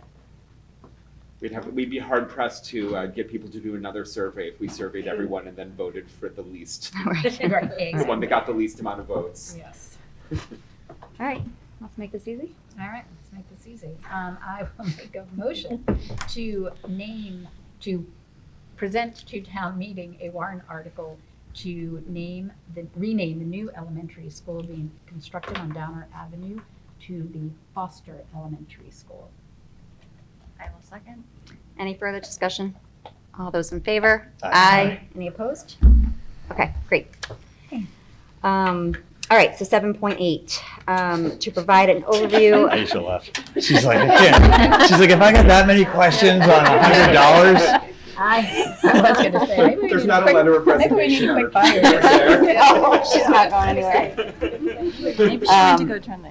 Well, I mean, we're going to talk about the budget here, and just to present, you know, if people remember, last year's budget process was challenging. It was long. What we have done typically during the budget process is we typically would meet on Thursdays, every Thursday in January, to discuss the budget. Last year, that didn't change. We had all kinds of discussions about the override. We had to present 2 different budgets, and there was lots of back and forth about that. Grateful that we got the override passed. As I'd like to remind people, it's the 5th largest in Massachusetts history. So I think it was a job well done presenting the case for it, and the public agreed. And I don't take that lightly. I think part of that process was coming up with the memorandum of understanding with, in conjunction with the select board and advisory committee, which I saw it in the packet, so I know it's coming up as discussion for tonight. But part of what we agreed with people in the town is that we would hold to a 3.5% growth rate outside of special ed costs. That was a specific carve-out in the memorandum of understanding. And so when we were talking about the budget calendar this year, we thought, okay, it's going to be pretty easy. We can do the budget meetings as part of our normal Monday meetings, and we won't have to do every Thursday, but we might very well add another meeting next week. So we're looking at the calendar and possibly adding another meeting to next week so we can continue to discuss the budget calendar. Nancy McDonald. Now that we're in ACES, I mean, in. Oh, I'm sorry. No, that's okay. Yes. You want to call to order? Is participating, so can I see the colleagues? Yes. Adopting the language that you used earlier, I would like to call the ACES meeting to order. Thank you for the reminder. So I think that sets the stage for where we are now. I think, you know, it's not as easy as saying, okay, we're going to just add 3.5% and all the math just makes everything work. There's a lot of detail that goes on behind that, and Aisha will be, and Dr. Adams will be giving us an overview today, and we'll start to go through details at our next meeting. So Tina and Nancy and the rest of ACES, just for you to know, we may have another budget meeting scheduled for next week. So our proposed meeting was going to be, the next one was going to be on the 22nd, but we'll have one in between. So we'll keep you posted on that. Just to reiterate what as mentioned as well, it's just an overview of our process, and it's very general and high level, but just to kind of give people how we got started, where we are now, and how we see things right now. Okay. Dr. Adams and myself will be presenting. We'll also have Katie Roberts jumping in as well, and Dr. Cataldo jumping in to assist us as well as part of this presentation. Just the agenda in terms of, we'll go through the introduction of the budget process, our budget priorities, current budget drivers, our enrollment data, budget considerations, and then we'll give you a very high level overall financial 25 budget. And this is just a general overall preview of that, and I'll walk you through the lines on that as well. Okay. In terms of the budget process, you want to get started? Sure. We began way back in September evaluating this current school year's budget, last year's budget. We looked at staffing. We looked at student to staff ratios in both general education and special education. We met with department leaders and principals to develop a vision for the budget, identify some strategic goals for the budget, as well as relook at our strategic plan, which we want to make sure to keep at the central of our budget planning. We also looked at levels services, what areas might be reallocated, and then continued discussions around numbers and the needs of our students as well. One of the first things we did was look at budget priorities. The leadership team had discussions, and you'll see this reflected tonight, about increased student needs. and looking carefully at student services and what are the needs of our students, both for social, emotional, behavioral, and academic needs. You'll hear this theme about we have increased needs of our students, and that's reflected in our special education costs, and continue as well to strengthen our MTSS and support that are, we worked so hard during the override to make sure that we could maintain. And tonight we'll also talk a little bit about the impact of those MTSS on academic growth of our students. We're seeing our students rebound from the pandemic. We also want to maintain and support professional development of our staff and all of our employees. We know that by investing in our staff, we also invest in our students and families. And we continue to have the theme of trying to maintain and support the technology and facilities needs of the district. We, as I stated already, we want to keep at the center of our work the strategic plan. Those are goals that we outline for the improvement, continuous improvement of the district to move the district forward. So we want to keep those at the center of our work. Some of the budget drivers that you're going to see reflected tonight in the overall overview, and as each department is presenting, you'll hear that these are budget drivers that are driving some of the increased costs and some of the decisions that we need to make throughout the budget process. We want to keep the strategic plan in the center of our work. We need to meet our contractual obligations. We have several contractual agreements that are still being negotiated. For example, one of them, we know that we may have to set aside increased tuition reimbursement, and that'll have a budget impact.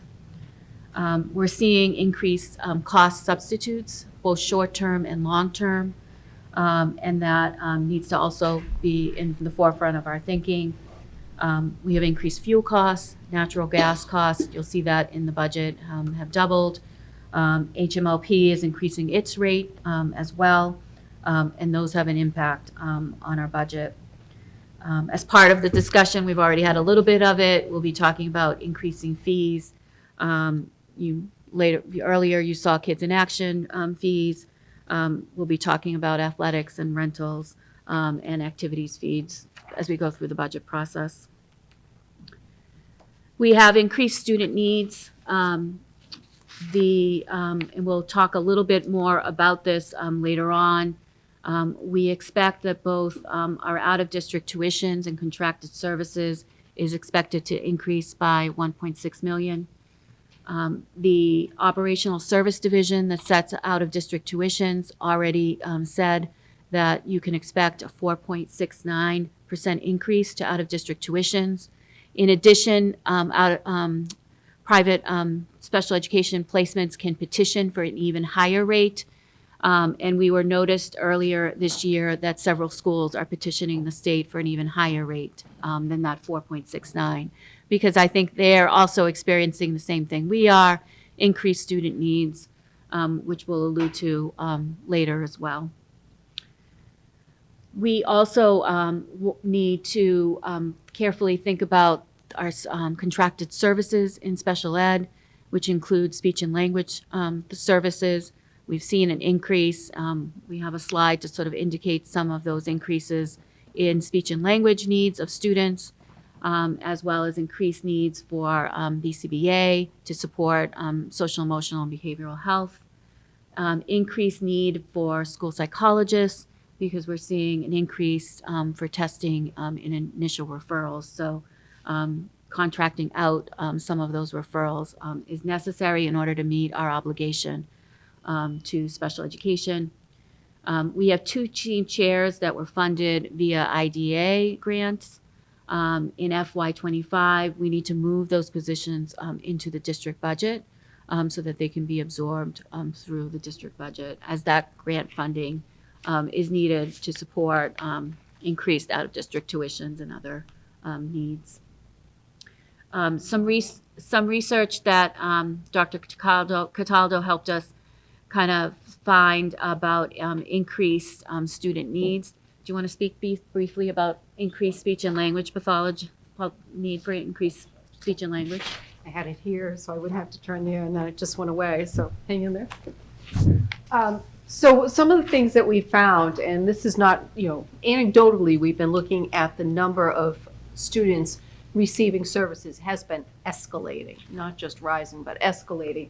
And so I went and started doing some work to see, is it us or is it everybody with us? And what I noticed is, and I found some research that talks about in April of 2023, so that wasn't that long ago, when there was a poll with Asher teachers, 1,000 speech and language pathologists were queried across the country. They said that nearly 80% of speech language pathologists were seeing more children with delayed language or diagnosed language disorders than prior to the pandemic, and 4 out of 5 reported treating children with social communication difficulties more than before the pandemic. And I have to say, that's probably an accurate description of what we're seeing. If you've ever gone into the market and seen a student, a small child, not smile back at you, we're discovering everybody wearing masks, that they missed that whole point of how to learn facial recognition and then how to communicate. So we're seeing this very thing in our district right now, which is causing the number of students to be tested and found eligible. At the same time, researchers at the health analytics company Trevita considered 2.5 million children under 5 across the country, and then found for each year of age, first-time speech delay increased on an average of 1.6 times. 2018-19, and it should be, I'm sorry, I had a typo, my error, 2021-2022. And what's interesting is, if you think about that, those students are now 3, 4, 5. And what are we seeing? Of course, the preschool is just burgeoning with needs of students who are coming in, and now they're entering kindergarten. So those very students we're finding a huge bulge and requiring services. And what we're hoping to do, obviously, is give them enough services so that we can move them away from needing them. But presently, it's just what's happening in the country. Then in terms of nationwide increase for social emotional learning, the organization Myriad, My Resilience in Adolescence study, this was in JAMA Network Open. Young people who went through the pandemic were more likely to experience increased depression, social emotional and behavioral difficulties, and worsening general mental well-being. And I have to tell you that based on my experiences last year and this year, when I have to put tutoring in, it's for many students who have had to go into a hospital setting for short term in order to get these services. And what's even more difficult is that sometimes our students can wait 2-3 weeks for a bed, sometimes 4 weeks for a bed. And when they get there, there's just not enough people to go around and service them. So our children are struggling, and they don't have the mechanism to control it. But you can see that this is absolutely accurate, and it's happening in our very district. Our children in Hingham are struggling exactly the same way as children in other communities around us. And then it was determined that the disabled child lost the skills he or she or they learned during COVID-19 process. That's not a surprise. That was all over the front page of the Globe. It's been all over the front page of the New York Times. And all through the fall and into the winter, I've been sharing with Dr. Adams articles that I keep getting from Ed Week about loss in reading and what's needed and so forth. Then there's been an increase in children with developmental delays, learning disabilities, and behavioral disorders. And as a result, based on basically the COVID-19 pandemic, children who had a risk, it's been elevated because of the pandemic. And these children are now 3, 4, 5, and children who were 4, 5, 6, now add another 3, 4, 5 years. And we're seeing a lot of these children struggle emotionally in school, unable to sit for long duration. And then when you ask them to do their work, they can become very explosive because it's so hard for them to be able to work in an environment that they're not overly stimulated by. So we are seeing the things that the nation are seeing. We're seeing the very same things right here in our district. And as a result, of course, the cost of everything is going up. That's no surprise. And for some of our students who will leave us this year or might leave us next fall, the reality is that we can't control for the tuitions that these schools are charging. And some schools out there, well, it's not all of them, some of these schools are charging as much as $450,000 a year, which it just takes your breath away. And so our goal should be to try to work with all our children, find ways to work with them, obviously, because first of all, it's just right to be able to keep them in district with us. They're our families, they're our children, they're our future. We want to try to have them stay with us as much as possible. But the reality is that the pandemic has cost a great deal for children, and now we have to pay attention to it. One of the things that we received over the course of last week was, did I skip something? No, I did not, okay. Was our preliminary town forecast. And in terms of the forecast information that we received last week, I think we're in a fairly good position right now in terms of what the forecast is showing. The forecast is showing us with a shortfall of only $1 million right now, which I think is reasonable considering it's just a preliminary number, and where we are within the process going forward. There will be other forecasts that we will have from the town, which will come later once the governor releases her numbers, and later when we have health insurance information, then we'll have a better picture of what the town's forecast will be. Would you mind sending this as a separate document? Sure, will do. Yes, sure, will do. Sorry about that. Oh, no. Yeah. Okay. I think Les mentioned it at the beginning of our meeting about our MOU that we signed with our town. And the town was very generous to us, I would say, in terms of saying that we could get 3.5% of an increase for this year. Lots of our other districts don't even have that much that they are given in terms of an increase in the budget for their schools for the year. And we actually guaranteed that 3.5%. There have been years that we have gotten 0% or even less than that. So we were able to guarantee 3.5% for this year, with the caveat that for special ed costs, other district tuitions, other specialized services, that we would look at a 2% increase as being the line that we'd have to break in terms of how these would be funded. And as we're seeing that some of those costs in terms of tuitions, after we apply our grant funds to it in terms of IDA and circuit breaker, and we look at the increase of 2% in our budget line from last year to this year, that some of those costs are above that threshold, and we will have to seek some assistance from the town in helping us fund those expenses. I think here it's important to remember some of the historical piece, and Ness was helping us a little bit, remind us a little bit of this historical piece of the MOU. Where does that 3.5 cap come from? Comes from the work of the Budget Sustainability Task Force, and the school committee, the select board, and advisory, and town meeting agreed to that cap on spending for FY25 through FY28. It was our commitment to the community of all of those groups to look at our spending.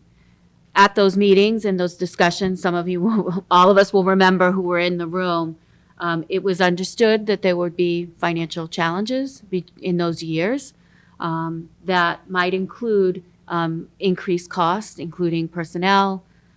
We talked quite a bit with the group around our concern around increased special education costs, increases that we were seeing in fuel costs, contractual agreements, and we had some very thoughtful, open discussions about our concern about that 3.5% cap.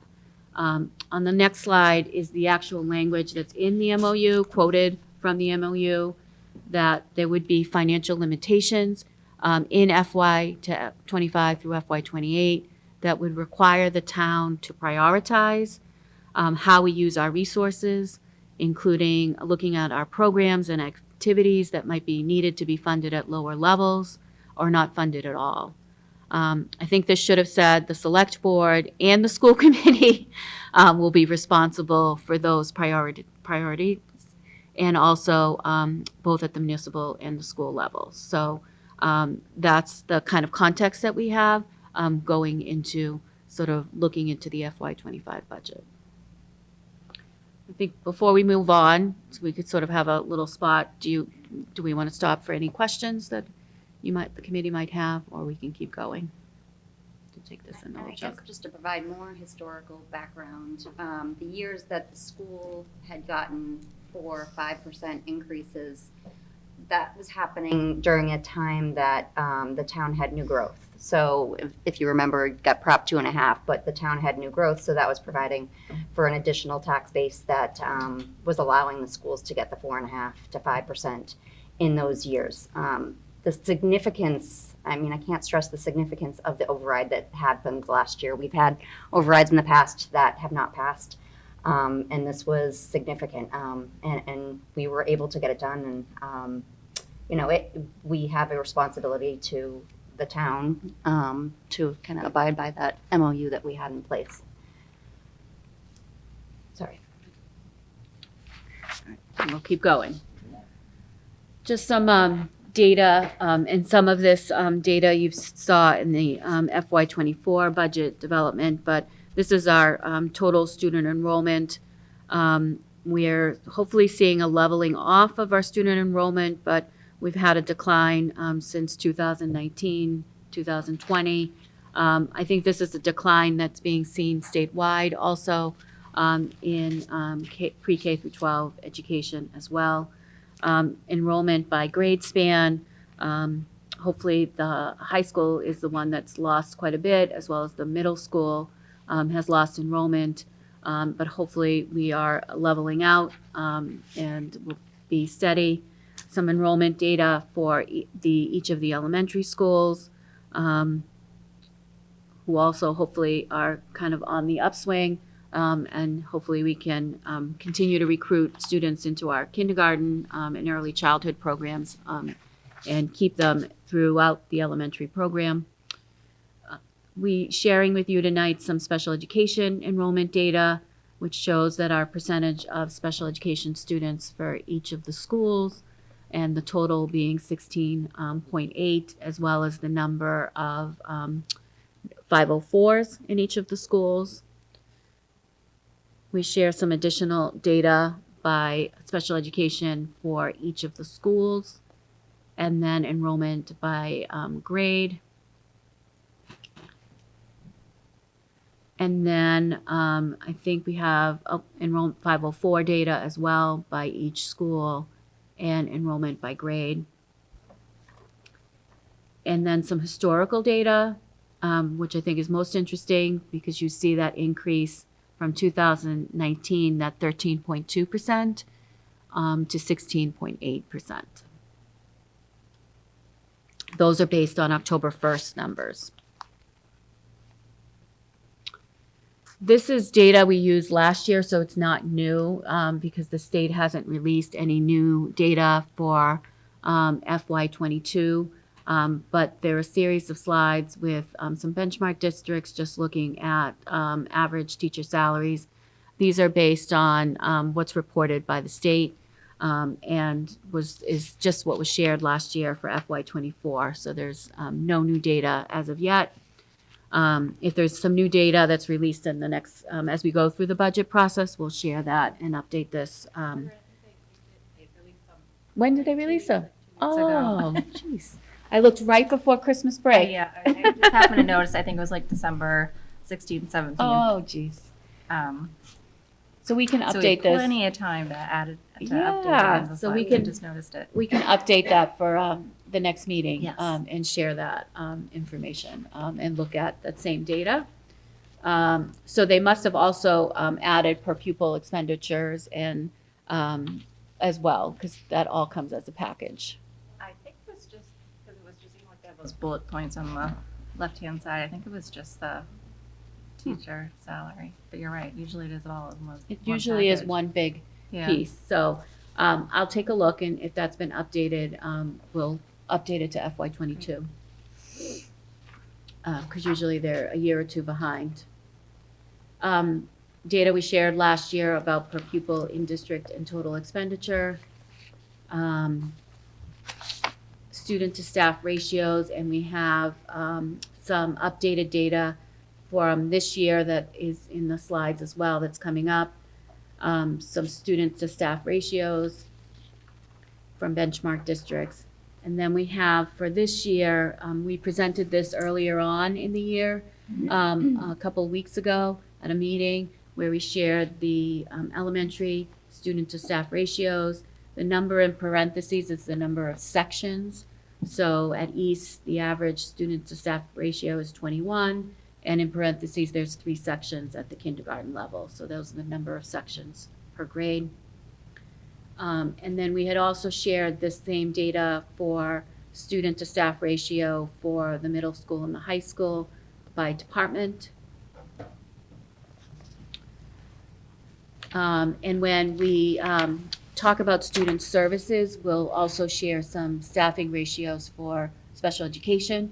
So when we talk about student services specifically on another night, we'll also share that information so you can see those staffing ratios as well. Great. Matt has a question. We don't have to solve it right now. I think the students with disabilities in this year is actually significantly higher. So I think it's like 19%. I don't know if I'm not understanding the numbers correctly, because we jump students with disabilities 635 to 714. We have lower enrollment. Percentage is like effectively the same. I don't know. Anyways, we don't have to solve it right now, but I just. You mean the 16.8 is higher? I think it's 19.2. Yeah. Okay. Anyways, we don't have to solve it right now, but I was just. I thought it was higher too. Okay, we'll take a look. Yeah. I think it's based on October 1st numbers. Yeah, I mean, I was just using the overall enrollment numbers that are in here, so maybe I don't think that's significantly changed, but I don't know. Just sorry, I'm not trying to nitpick, but I think I think it's an important part of the story. I guess is why I. Yep. You know, right? If that's, we know it's going up 3% in 5 years. I think it might be actually 6%. I don't know. I'm probably wrong. Too much Fortnite. I think it also depends if you include the preschool numbers or not. Okay. In Yep. some cases, the preschool numbers aren't included, and in some cases they are. So it depends how you pull the data. And so when I look at East and those numbers, I am guessing those numbers include the preschool. But we can take a look at that and add that to when we talk about student services and the staffing ratios. Yeah, so this little interlude here is just a few slides to recenter us on student learning, which is the why of our budget. The following slides are those that launched 1,000 ships and an override last year. So again, just reminding the audience of the importance of our multi-tiered system of supports in supporting all of our learners through data decision making, progress monitoring, evidence-based supports and strategies. This next slide here reminds us of the importance of our budget and right sizing of our staff for supporting students as they were coming off of the pandemic. And we can see some really clear evidence that staffing, right-sized staffing did have on our students in looking at some of our most vulnerable students who were kindergartners during that 2020-2021 COVID year, and really the remarkable recovery they made in their learning over the course of their first grade and second grade years. The following slide is providing some additional current data. Instead of looking at a cohort over time, is looking at longitudinal data.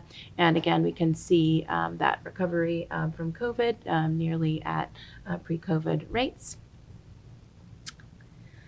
This next slide here, I think, tells a different story, not only of the importance of staffing, but also in investing in professional development for our staff. So last year, we really invested heavily in professional development in math for our elementary teachers, and I do think that was one contributing factor to the significant increase that we had in math scores, that and also in investing in our iReady program. And that trend plays out across our grade levels in grades 4 and in grade 5.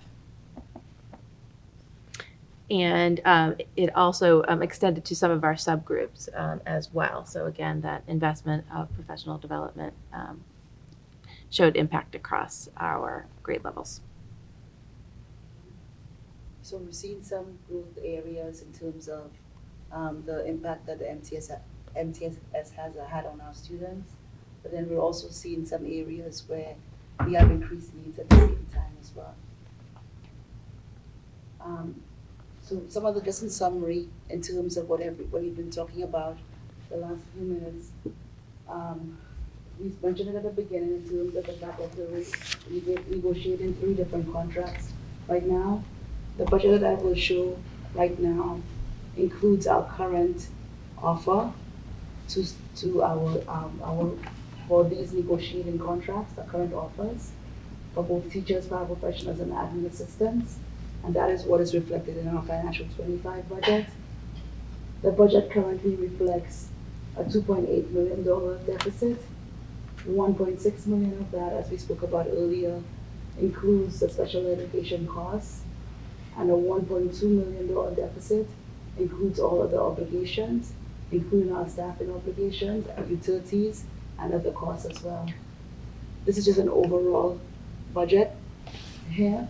But as far as we go into special ed, teaching and learning, and we go through the various departments, we'll provide more information in terms of how those budgets will close the loop on those budgets deficits. And that's the kind of the plan as we go through the process with you as well. But it's just an overall picture of where we stand right now. I think we spoke about the MOU a lot too. And in terms of that $1.6 million, hopefully that will be covered by the town as well. So just to go through the various lines here, as we look at the school committee line, that has remained more or less the same. School administration, building administration, we have a small increase in that area. In teaching and learning, we have about a 7% increase, 7 to 8% increase in teaching.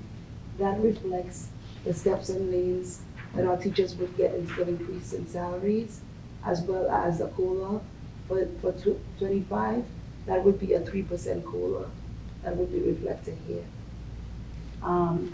The textbook line, this budget here includes some reductions in textbooks and in technology that we put in place to try to help close the loophole on the budget as well. So we're reducing textbooks and supplies as part of this budget. And we're also including in this budget fees, for example, as we spoke about before, the athletics fee increase, as well as the increase in the activity fee for the high school.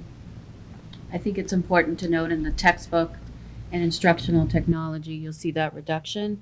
We're reallocating that to cover personnel costs. So those reductions that you see there is a reallocation to cover our obligation to the salaries. One question, is the instructional technology where when we moved over the Chromebooks, so the Chromebooks are in that line? No. Oh, okay. So the instructional technology line, like the instructional technology line, Oh, yes. that line is just a reallocation, because what we've done here is in the past, we've moved most of like the computer teachers into the teaching line, and this here just includes the people who are part of our technology department. Just going through it here, other areas where we have increased costs, as we spoke about before, would be heating of the buildings. From a budget to budget standpoint, while this increase doesn't reflect a doubling of the budget line from 23 to 24, what we were able to do here is to actually look at the actual costs that we incurred as part of the heating of the building from last year, and we were able to apply the increase in cost based on that as well. So that's what that 400, that difference here reflects. Another area we spoke about would be the sped costs, particularly as it relates to tuitions. Here, into those increases as well. So I just want, if anyone has any questions in terms of this, it's just kind of a general outline, what we will do over the course of the next few weeks. Next week, I think we'll start off with special education, and then dig deeper into the special education lines, and then the teaching and learning lines, we'll dig deeper into that as well. And then we'll go into facilities, transportation, and other areas where we can actually see the line-by-line comparisons, and we'll dig deep here. So this is just meant to be an overall outline of what we're thinking about so far. Okay. When you look at the bottom line too, so you'll see in budget 23-24, the budget grand total was 65.65 million approximately. The approved, what the town is allocating is 3.5% above that 65 million, which would be 68 million. Currently, this grand total that we have here there's a variance of about approximately 2.8 million. So that's where that variance of 2.8 million comes. 1.6 being increased special education costs, and 1.2 being other costs, other increases that we've talked about. Any questions? The other student activity, it looks like there's a big jump up. What accounted for that? So it's down. Well, it's down from 22 to 22 to 23 to the following year, 23, Yes. 24. So that would be our fees. Those are really big increase, right? So we were at 250 in 23-24. Yeah. So for actual 22-23, what we're doing here is that we're in 22-23, I think what we did here was that was 79,440, but the big increase here is mostly in terms of let me look at that. Okay, yep.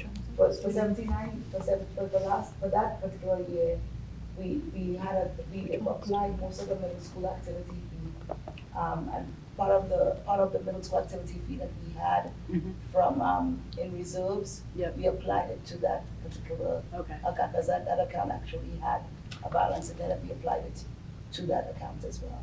Okay. Yeah. Thank you. Sorry, just to add, I guess where I'm not tracking that, wouldn't we expect the budget to be higher next year, given the activity? Forget the 79,000. I think this is the net number after. So no, it's across all the years you're applying. Because the numbers that they actually set for F. Yep. They're Okay. different numbers for the Got versus it. the actual. So it goes from 250, about 250,000 this year to down to 140 Because we're accruing 100. Yeah, okay. We're applying the activity fee that we talked about earlier. Yep, makes sense. So if we don't approve an activity fee, we need to raise that amount, which when we talk about we come back, we can adjust this. We can either add it back in, and you can see the impact, which means the bottom line would increase by at least 100,000.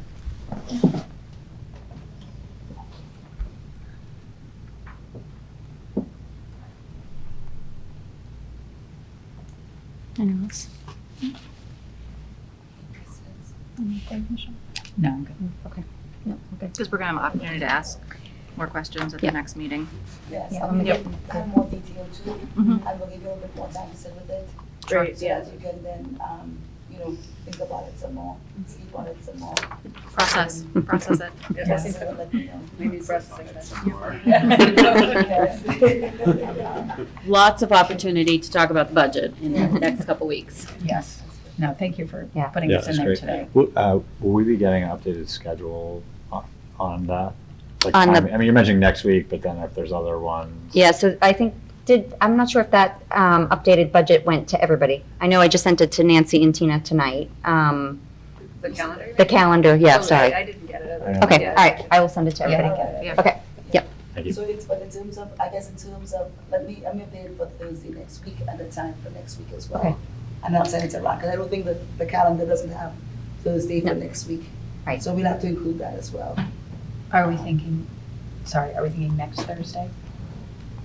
I think that's what we're thinking about, right, Dr. Adams? Yes, that's the day. Yeah. Tuesday and Does that Wednesday, there's other things going on. Negotiations. Salary negotiations. The only thing is Thursday is that, not that everyone's going to that, but it's that Multilingual dinner Yeah. from 6 to 8 at the middle school. So. and that- We can't do Monday, it's a holiday. Unless we met earlier. On Thursday? Next Thursday. I don't know. What's earlier? Like 3? No, not early. 4. All right, we can solve it later. Okay. We can decide later. Yeah. All right. Okay. I think. Thanks, Aisha. Thank you. Okay, all right, so that's the budget update.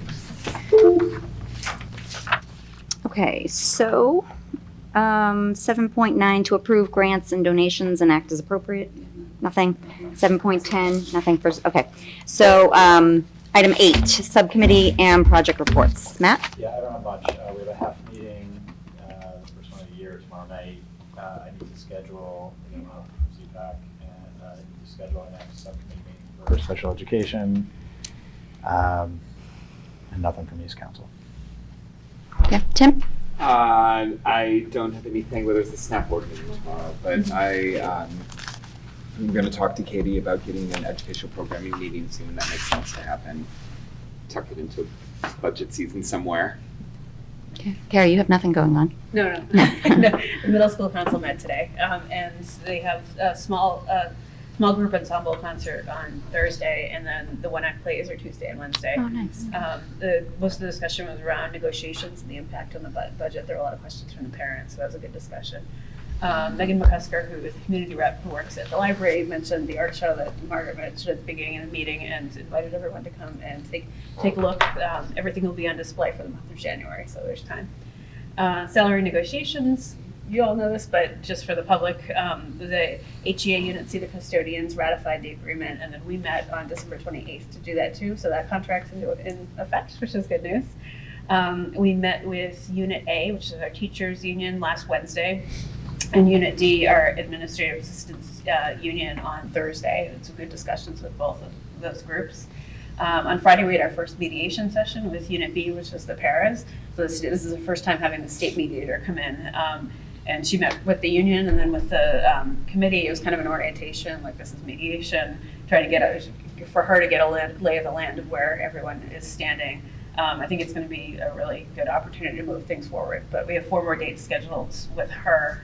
And then we have at least 3 meetings scheduled with all the other units going forward. So things are moving. Great, thank you. Jen? Just that I have South School Council on the 17th. Okay. Thanks, Sean. It's too cold to have an update from me, so. It's cold in here. Checking my notes, it's freezing. I think the air conditioning is on. Freezing. No, I don't have any updates. I have a couple for Ally. She stated Hingham Arts Alliance had a panel of alums, which Michelle had mentioned, which was met with rave reviews from the students and parents. The 8 Hingham High School grads shared insights into their experiences applying to the arts programs, career advice, and their inspirations, many of which came from experiences at Hingham High. There was an anchor article that was done right after, which has really good information. And then her second update was that Climate Action Committee will hold its first meeting of the year this Wednesday, January 10th. All right.